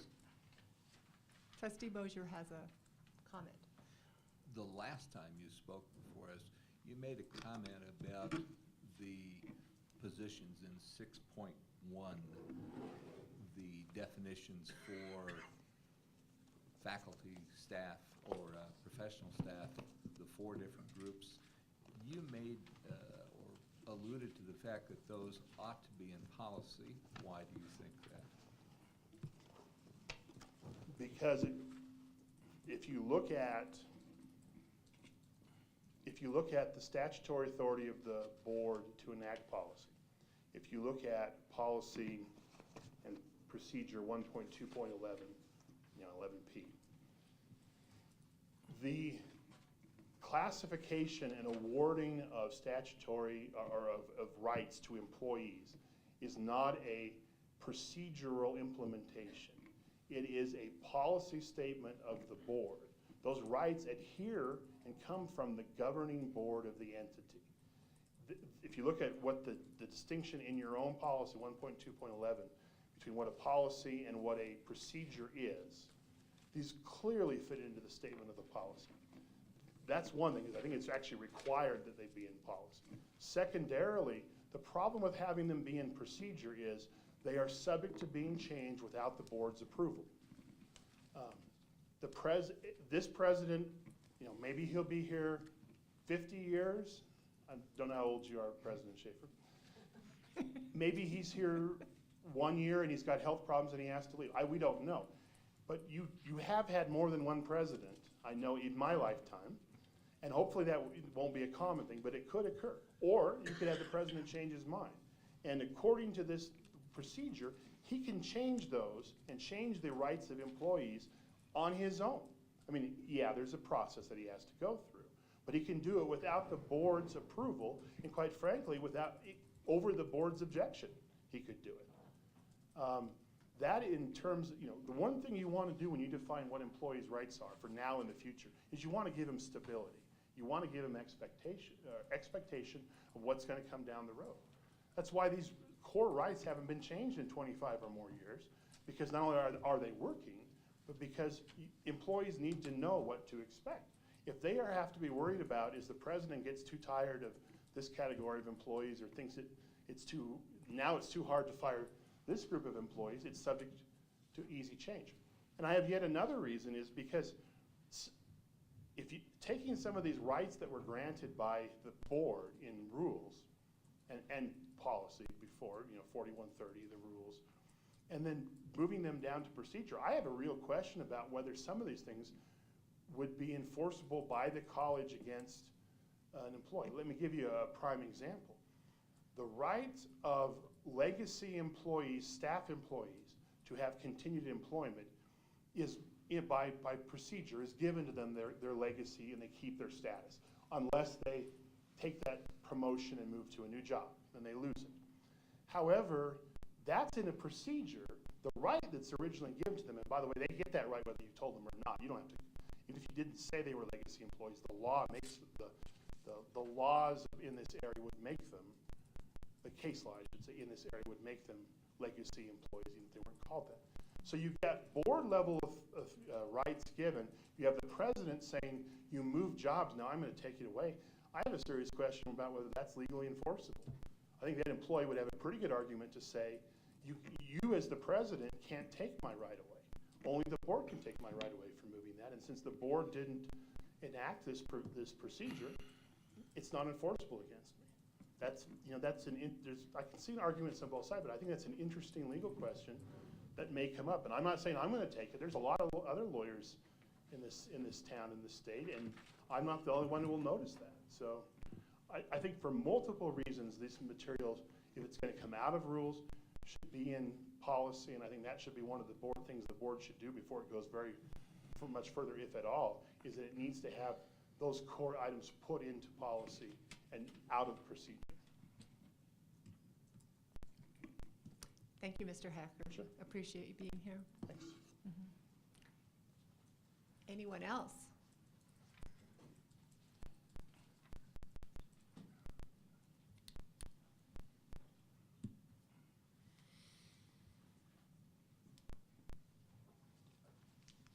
Good evening.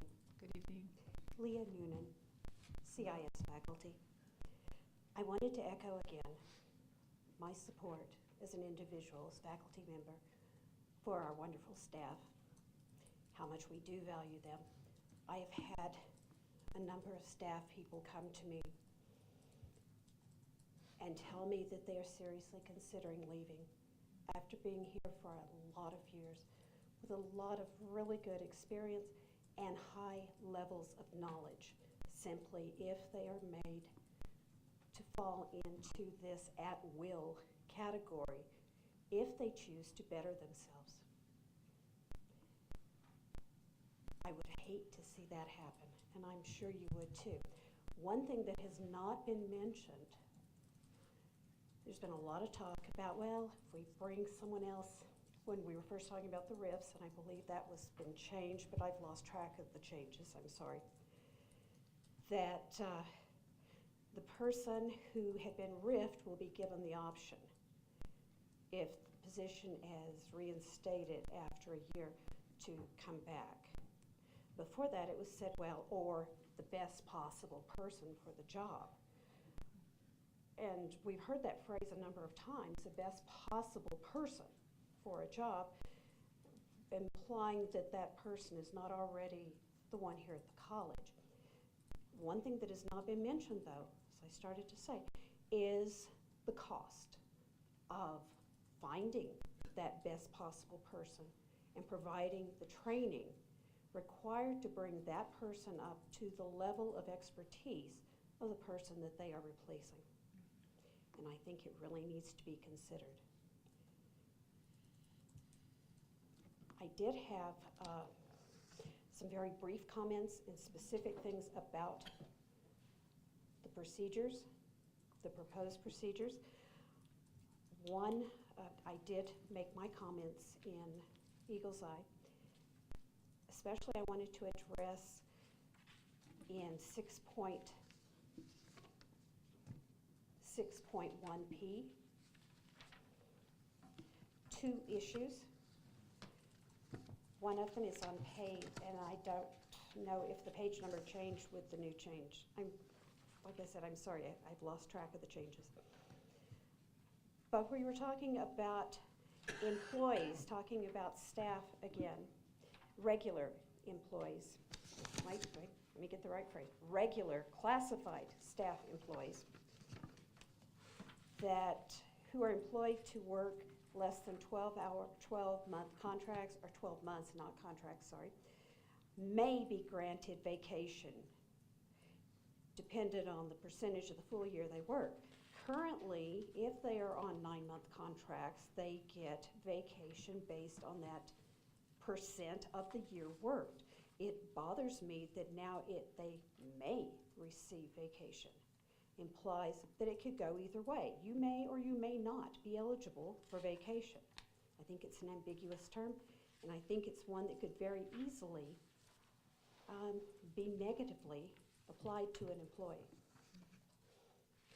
Also in 6.6.1P, it's a minor thing. Again,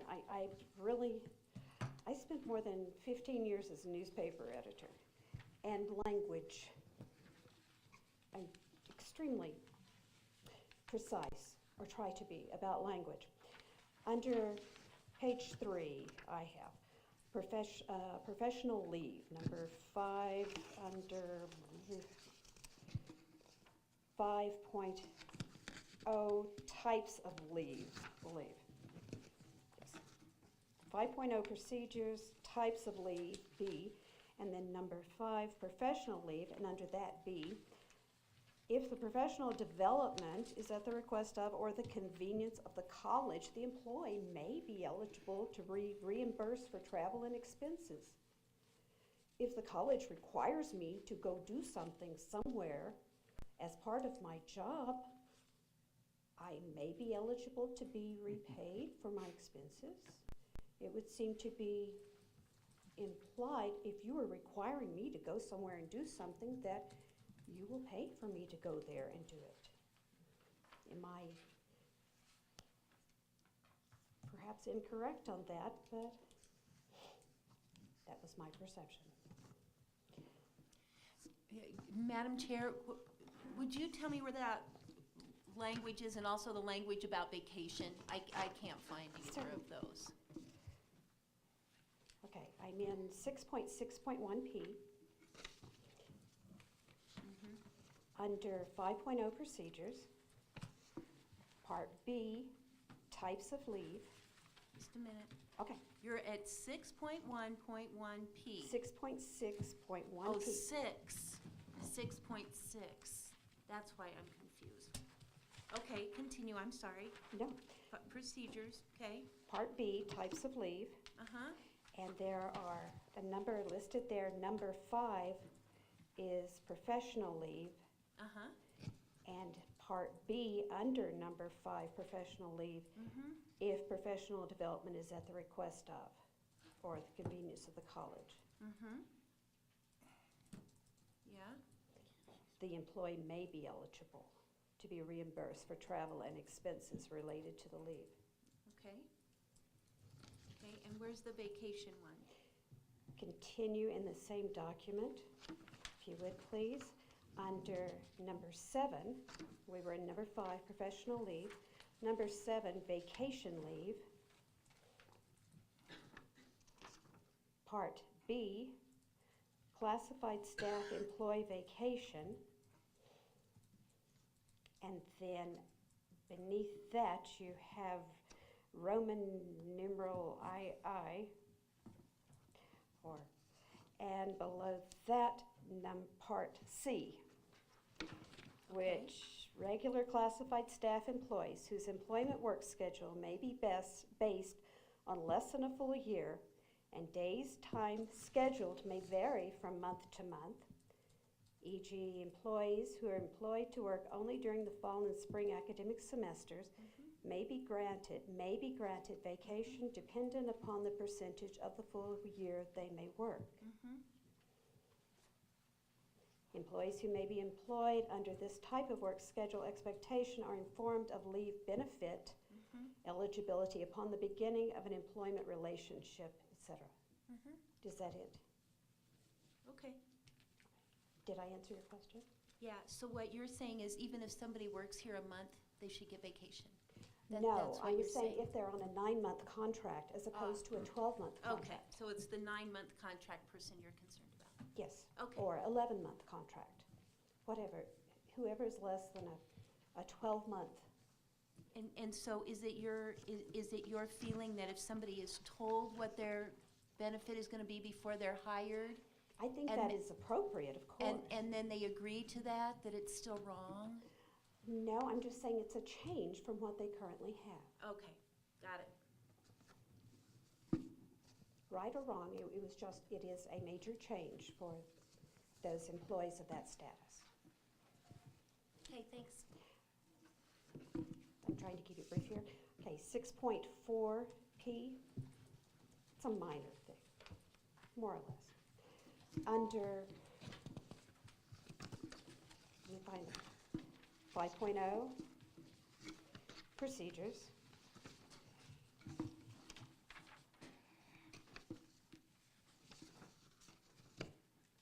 If you get down to number 12, it must be under C. Procedures, Part C, Overview and Benefit Categories. Number 12, Educational Benefits. Did we get there? Found me? I hope. Okay. Only under Part D, Tuition Reimbursement. If an employee takes a course if you're benefit eligible, takes a course at any place other than LCCC or the University of Wyoming, they must have their planned educational activity approved by their supervisor prior to enrolling. So if an employee, myself, anyone, wants to take a course online from Casper College, they must have permission before they enroll to take a course from Casper College, whereas they do not have to if they're taking one at LCCC or at UW. It seemed to be a strange inconsistency.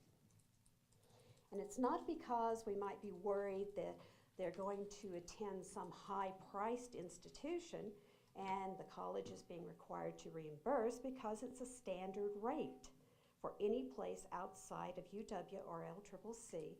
It is a standard $100 per credit hour, up to 10 credits per academic year.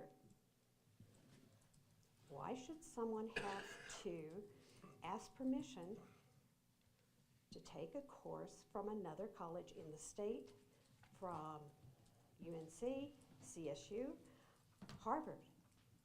Why must we do that?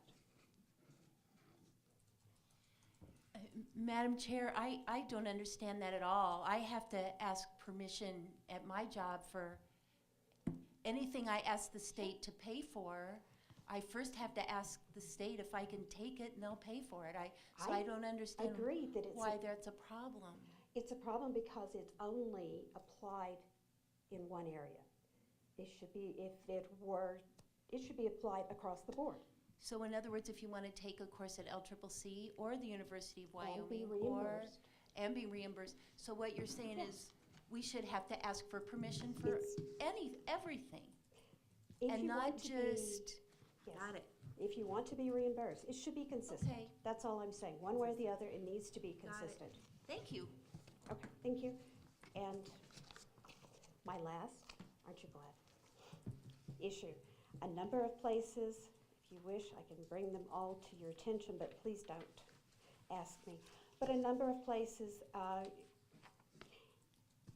you have referred, and President Schaefer has responded to my concern already in the comments, but I did want to be sure that it was reiterated that people would be notified in various contexts about various things through electronic means, such as email.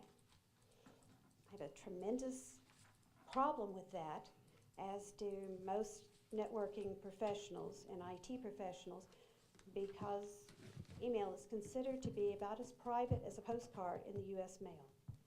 I do not want to have personal information such as that posted by email. We have it under RIF, we have it under grievance, we have it throughout this. It was originally written in Chapter 3, which the rules which you're looking at throwing out, by a very good phrase. It was under RIF, but it was by sending a registered or certified letter to his or her last known address. I think that should be retained, that language, on how we notify people of important issues, and not to include electronic mail. And that's all. Thank you very much for your attention. Thank you, Leah. Any Thank questions? you. Very informative. Thank you.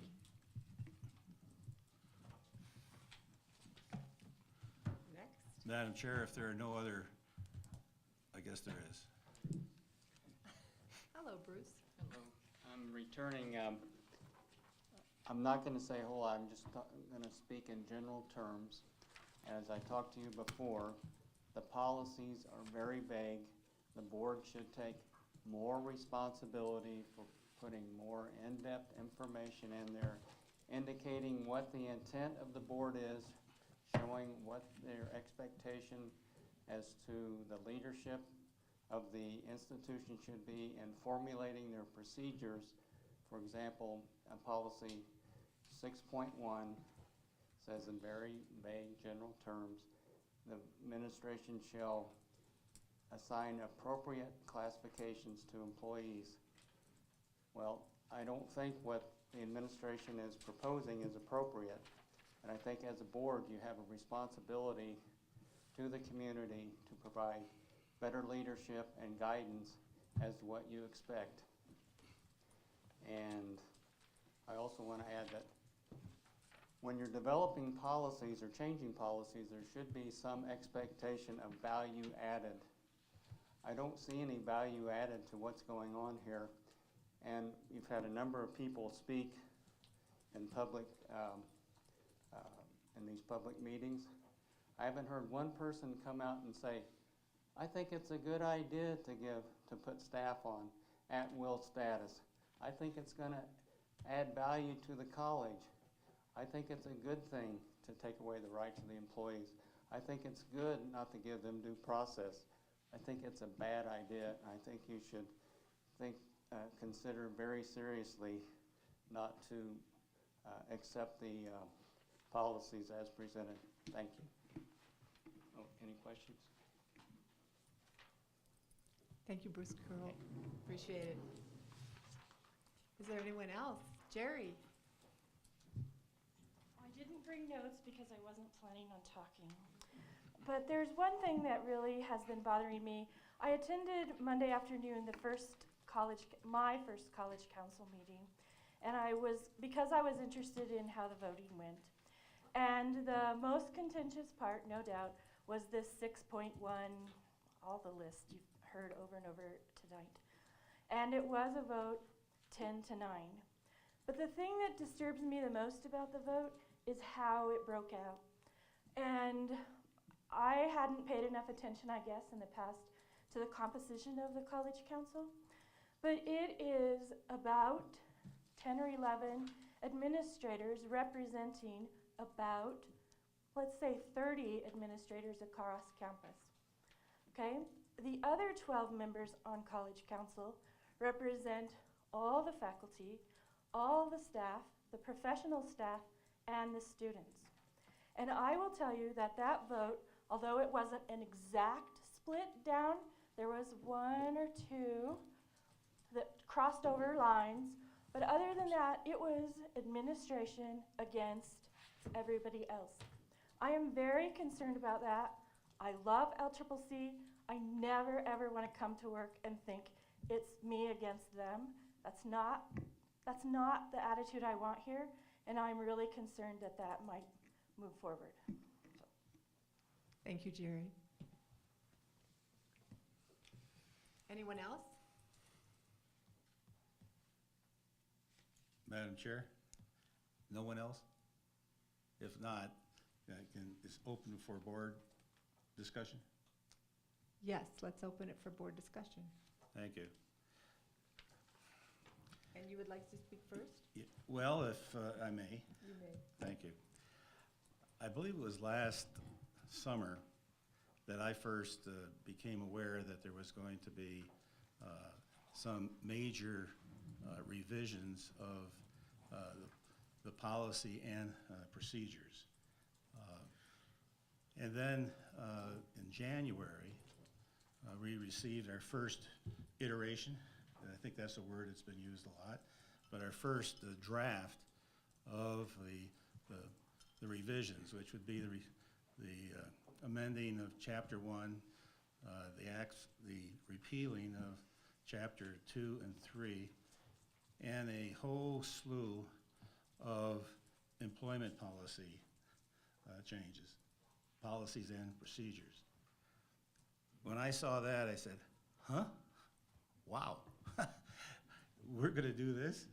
This is amazing. I mean, I was overwhelmed. As a board member, I was overwhelmed.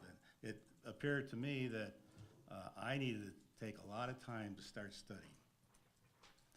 And so I've been studying, and I've been listening. And I hear a couple of things but before I get into those couple of things, I'd like to share my own view about the revision of Chapter 1 and the dealing of a contested case. If I understand how the Administrative Procedures Act works, that if there's a contested case in a governmental agency, that case goes to the Administrative Hearing Office for the selection of a hearing officer.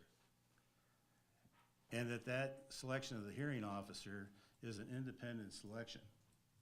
That it's not one that is done by the governmental agency or some other mechanism.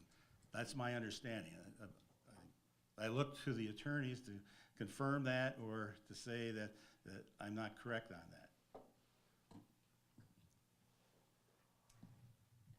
Madam Chair, through you, Trustee Erickson, it is the intent moving forward with the policies that the Office of Administrative Hearings would generally serve as the independent hearing officer. For example, there's a current contested case going on where the parties have agreed to the Office of Administrative Hearings acting, as well as to a specific hearing officer within that office. But generally speaking, you would defer to the Office of Administrative Hearings, and then that office would, I believe, figure out which of their employees is available and eligible to serve in that capacity. Okay, given that, then the college does not select the hearing officer.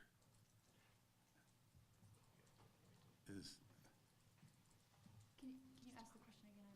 Okay, I'm trying to get to the way the process goes when you have a hearing officer selected by the Office of Administrative Hearing, or the Administrative Hearing Office. I guess it's AHO. If the attorneys all know that, that's I guess the acronym. The office then selects the hearing officer. Trustee Erickson, so generally speaking, the Wyoming Administrative Procedures Act does not dictate or require that the Office of Administrative Hearings is used. The state of Wyoming has developed OAH, the Office of Administrative Hearings, to serve different state agencies around the state for purposes of conducting contested cases.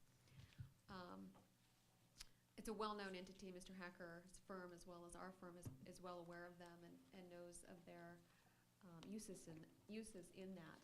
And so it's been our advice moving forward with these policies that agency, who that's what they do for their business, is utilized in the future for these types of hearings for a variety of reasons. First and foremost is that they do serve as a unbiased, objective agency to determine and assist in these issues. Secondly, they're affordable. They're all lawyers, and when you're looking at having a lawyer serve as a hearing officer, obviously lawyers charge by an hourly rate. And because they're a state agency, they can offer a much cheaper rate than would a private party stipulated attorney, as I know this college has used historically in the past. And I believe my understanding is those numbers are double. So yes, it would save the college significant money, and obviously the way the rules are proposed now, also the petitioner or the employee significant funds as well, if OAH were utilized. Now currently, I believe as the rule reads, it simply says, and the rule as proposed, that the college will pick the hearing officer. So that's what the rules currently stated. It does not specifically state that OAH would be used. Well, given that, and hearing the testimony or the comments that have been made here, in order to increase the assurance that an independent hearing officer has been selected, this language gives the impression that the college is going to select that hearing officer. And if the rule were to be specific, that the hearing officer would be selected by the administrative hearing office, that might resolve some of the concerns about a biased individual serving as a hearing officer. And that would be my comment in that regard. I have a couple of other comments that are not in regard to that. I don't know if you want to recognize Mr. Hacker or not, but Do you have something to add? Yes, and I'm not familiar with your procedure, so I apologize, Trustee Erickson, Madam Chair, if I'm out of line, but I just wanted to address one additional point of clarification, is that there's no right of the college to use the OAH, and there's no obligation of the OAH to serve as the hearing officer. So if you put in your rule that the Office of Administrative Hearings will provide the hearing officer, you could have a situation where the OAH would decline or might be conflicted out. I can say in many years of doing the OAH or hearings around the state, school districts and some cities and counties have all tried to get the OAH to provide hearing officers, and they have in years past declined frequently to provide them, in part because I think of their caseload, and I think they have expanded in funding and size, and they may have capacity now. Conceptually, it's a better alternative than not randomly, but picking an attorney out of a phone book. But I think you'd have a problem if you said our hearing officer is always going to be someone from the OAH, because the OAH could say, you know, we can't or won't provide you one, and what is the fallback position? So if you're going to write that into your rule, you're going to have to write something else that says if they can't do it, here's how we pick our next one. So that's all I had. Thank you. Thank you. So the rule currently as it reads provides that type of flexibility Mr. Hacker was referring to. well, it may, but it doesn't, I don't think it speaks to the concern of the independence. Certainly. I think there needs to be some more attention to that. Okay, also in regard to the board's involvement in a contested case. As I understand it now, the board would receive the final disposition of the hearing officer, and the board then is in a position to accept, modify, or reject. Well, as a board, we're going to be notified prior to a contested case going forward. We're going to learn about a contested case. It would appear to me that we would be somewhat tainted if we are involved in this case at the beginning of it, because we're going to be made aware of such a case. And so I thought at one time there was some consideration that the board would not have to approve, reject, or modify. And I personally, as a board member, as an elected official, would not desire to take that responsibility on. I'm elected by a number of people. I'm elected by a lot of, hopefully, by some of the faculty, some of the Senate, staff people, and so forth. And I suspect I would be called by the staff members or some others trying to influence how I'm going to vote. Because even though we're not truly a political body, we are an elected body. So I'm concerned, say this to my fellow trustees. I'm concerned about our position as a board in the ultimate modifying, approving, or rejecting. And I expressed that as a comment. Now I have another area that I'd like to talk about, and that's the at-will seems to be the huge, huge deal here.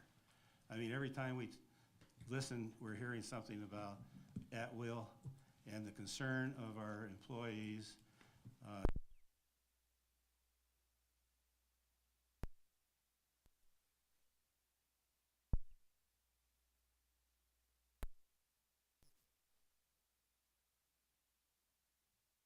That they should have to be going through this, because we're trying to make changes that's going to make it better for the college, less ambiguous procedures, even though we have ambiguity.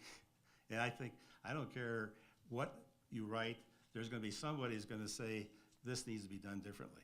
That's just the way life is. But I feel we need to be somewhat responsive to the continuing concern that has been expressed to us over and over about the at-will. And I'm wondering if at-will is such an important phraseology. We were given, I think the faculty senate people said, oh, no, I guess that was just you, Rob. You presented it as an individual. Is there something we can do to make this this at-will crisis? Because it appears to be a crisis. We are hearing people all over telling us this, that, and everything else. And I wonder if we can't just somehow get to the concept of probationary. And that seems to be a legitimate compromise for what we want to do to improve the overall efficiency and effectiveness of this institution, and also recognize that there are all sorts of parts of effectiveness and efficiency, and our employees are a major component of that. So I'd like to speak to the rest of the board that we look at the probationary concept and give it a try.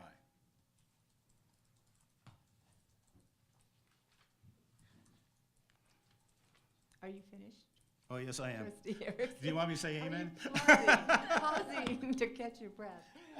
Thank you very much for that. I think everyone here appreciates that comment, those comments. Is there anyone else who would like to make comments? Trustee Mosier? Yes. Let me strongly support the concerns that have been expressed by Trustee Erickson. I think the issue of at-will is one that is better resolved in terms of improving our supervision, our management of folks, our preparation of those people to be successful. I would far prefer that we take a look at the opportunity to make truly these people, as we say in our strategic plan, that they are exemplary folks, that they are outstanding. And the way you do that is by providing the opportunity for those folks to achieve at very high levels. We're doing some of those things. I'm impressed that the administration put together some innovative funds, and the board supported that. Those are the kinds of things that I think build community, build a sense of valuing what people are doing, not just for themselves, but for the community, for the students. And about a year ago, I think maybe a little longer, I've had discussions about what to do with concerns about some of these issues relating to employment rights. In particular, I was concerned about those rights relative to administration and looking for how we could enhance, improve our ability to prepare those folks as I said, to help our other folks do a good job. And when they don't, I wanted to look at a way to help them find some other work, to be blunt about it. And in effect, now we're looking at a number of other issues, and in particular this employment at will. I've always felt that an employee is only going to be an employee any place they work as long as they continue to perform at the level that's expected. As with students that I taught for years, if you don't expect a very high level, you don't get much from them. The same is true with employees. So if we don't expect much from employees and feel like, well, we can let them go and there's no big issue, that really bothers me. I think we expect a lot, we demand a lot, and we help those people do well. That's where I'm headed in terms of my focus, in terms of these policies and procedures. I'm also concerned that, as I asked Mr. Hacker, and I've really felt strongly about this since our last meeting, not just in terms of the position descriptions, but this is a chance for us to all take a look at those 4 classifications of employees and really think hard about what those people offer to our students. What do administrators offer that make it better here for our students to be more successful? We've had administrators working hard trying to find a way, because at the state level and nationally we're looking for completion rates, and that's created some interesting perspectives, one of which I've had, and that is quality. How do we make sure that what we're offering our community, our students, is quality? And again, I come back and say, I want people who know that if they give us every last bit, we're going to be right behind them. We're going to be with them, and we're going to help them get there. So, yeah, I could go through, and I will at another time with Dr. Schaefer and some others. I've got a number of points on each of the policies, and I really tried to focus on policies. So let me say that 6.1 is the first one I would look at and say that on that, I think we need to pull those classifications into that. I've also felt very strongly that in a number of places, and again, some people have spoken to that tonight, we tend to put a lot of pressure on administration for saying they do this, the president's responsible for this. You know, I reread the statute, and I don't see anywhere in there that it excludes us, the board, from being responsible. We asked Dr. Schaefer, with his expertise and his administration, to facilitate. But we've got no reason to sit back and let them move ahead without appropriate oversight. And I could bring in a little humor here and say oversight, maybe NSA is looking at some of this. I don't know.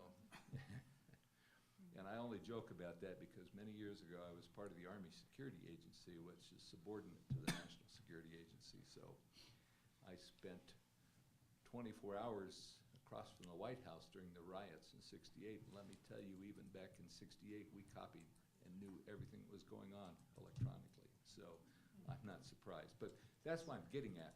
I don't want to be in Dr. Schaefer's back pocket. I don't want to be in Jose's back pocket. That's not my business. My business is to provide an appropriate level of oversight and to provide the appropriate policy as a football field, if you would, and say, within these parameters, you get to play. And oh yeah, I want to see that you're following the rules. But we have to make those clear. We have to provide the clarity there that we don't have a lot of the questions that we do have. And so I'm looking for attorneys, I'm looking to you people. The more you can provide us, as you have, that gives us direction about how we can make this system function in the best interest of students. That's great. I give you an example, one of the things that bothers me a little bit in here, it just gives you a flavor for it. When we talk about the best employee, I testified on a court case here a year or so ago, and the issue was about the best candidate. And let me tell you, several expert witnesses clearly debunked this concept of what's the best candidate. In whose opinion? How do you know they're the best candidate? We have trouble with each and every one of you when you're hired. When I was hired, you don't know that person's necessarily going to be best in that position. You hope that you have the mechanisms in place. The supervisors who know their job is to help their subordinates do their job, move mountains, if you would, so that they can be effective faculty, staff, professional staff. And so it really is a challenge, I think, for us as a board to provide the right kind of direction and not overstep, not stick our nose into things that we don't need to be messing with, because we don't know. It's not my expertise. It's not some of the other board members. I don't knock them that way, but it's not their expertise either. But we surely need to keep a very close eye on making sure that we're providing the kind of direction here that really enhances the quality of educational opportunities we offer our community. I'll leave it at that. Thank you, Ed. Trustee Little? Madam Chair, I just want to say a couple things and then make a request. I am very concerned about the 9 to 10 vote by College Council. That's an important fact to me, that vote was so close, and there seems to be an amendment that was brought and then not heard, and I'm troubled by that to the extent that it's hard for me to accept that College Council truly approved of that in an overwhelming manner. So I have some concern about that. As Ed and Dawn said before me, obviously the big issue is the classification of employees, and we need to look at that. This is the favor I'm going to ask. I feel like I personally don't understand well enough the differences between now and between what we have now and the changes. And I think part of that is my own fault, because I'm hearing words, like I see contract as meaning something different and due process as meaning something different. And so I think I've gotten confused along the way. And so I'd like to know if there's any way that Dr. Schaefer, someone on his staff, can just do us a little, that kind of graph that has the arrows that says this happens and this happens and this happens. Or some kind of I don't want to put too much work on you, but just so I can see through some kind of a traffic pattern what exists now and then what would exist then, or is that too hard to do? Madam Chair, Trustee Little, I probably need some further clarification. If you're looking Okay. at a compare and contrast, I think we could do some of that if we could keep it at the high level, because Yeah. what you have and what we're proposing are, a major overhaul. It would have to be at the very high level. Most of the stuff you're going to see is the things we've been talking about, though. Okay. An annual contract versus issuing an annual contract but saying you're hired and have Okay. indefinite at will versus, where we say you have a 6-month probation, we really don't, because other things say you Yeah. don't. So we could provide a very high level analysis if that's what you want. Madam Chair, Dr. Schaefer, not really. So why don't I just erase that off the blackboard and give it some more thought? Let me just give that some more thought. I think I just probably need to rethink some things, knowing the different definitions that now I've heard tonight. But I like everybody else. I want to have a healthy college and one that's balanced, and where we have fairness for all levels of employee. So I think we can achieve that. Obviously there's some things we need to look at, but I'll just forget my request. I'll think through things a little bit myself. Thanks, Madam Chair. Thank you, Trustee Little. Anyone else on the board? I would just like to say that we still have time. This isn't done yet. And so know that we are thinking about what you've all said, and we will take those suggestions to heart. So know that we really do care about everyone who works here. It's not we're choosing our favorites, and we're choosing the people we don't like to get rid of. We're not doing that. That is not our goal at all. Our goal is to have this be the best college it can be. That's correct. So thank you all for coming for another night of sitting through this. And I know you've had many, many days and many days of reading. I know I've read more than I usually read in the last, Mr. Hacker, that's partly your fault. But I've already told you that. But I do appreciate everything that everyone says, because it means that we can make a better informed decision. So thank you very much. Anything else? Would you like to make any more comments? Legal? Okay, we're done with that part of our meeting. We'll move on to additional items, which you can read yourselves. Next meeting is April 2nd. I believe we'll have our second reading that night, if we get that far. New business. Anyone have any new business? Trustee Mosier, is this? Yes. Okay. I just need to provide some information quickly. The WACT will not have a meeting prior to the Wyoming Community College Commission meeting, which is on the 31st of this month. And I would like to ask that fellow board members, I know Don's going to attend the Community College Commission meeting, but when we have board meetings by phone, which we will have one, you are more than welcome. It's open. You folks are welcome to dial in and listen to those board meetings. And we will be having one on, I don't want to confuse here, March 20th, we're having an executive board meeting. It's March 31st, right on the book. No, that's what I'm correcting, is Ed? that's a community college commission, but the WACT meeting will be April. Ed, And why I'll don't you get that send out us to you. that information, or give I it to will. Vicki, and she can get it out to the rest of us Yeah. with the number, the call-in number and the time? Yep, Would I that just- be okay? I just wanted to get that out in Thank advance, so you. you'd be thinking about that, okay? We're thinking. What date is it again? You don't know. I'll get that to you. Okay, you'll get that to us. I'm glad you brought that up. Okay, thank you. Maybe Anyone I'm else? Madam Chair, I just, I Yes. think we need to eliminate an item here on 8. Yes. Item 8, additional items, the March 5 public hearing summary. Were we going to discuss that? Or have we already done that? Or, I guess maybe we have. I think we probably have. Never mind.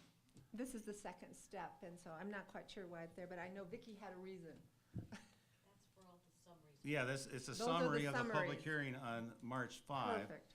And I suspect that, is that something we should be doing? Or can we just say, okay, we'll just pass it over? I guess what I think is that we're moving forward. We've looked at those summaries.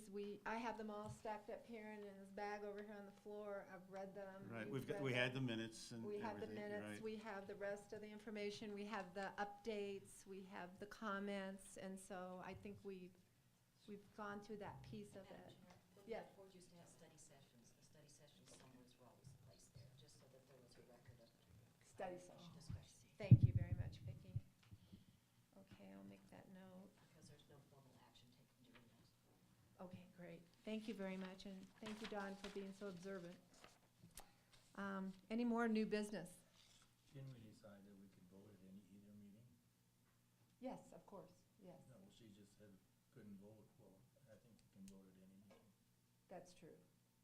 Not during the public hearing. Right. No, not during the hearing. No, but- that's Oh, what because I you was missed the public hearing, and we said we would take no vote until the end of this. Okay, thank you, Bill.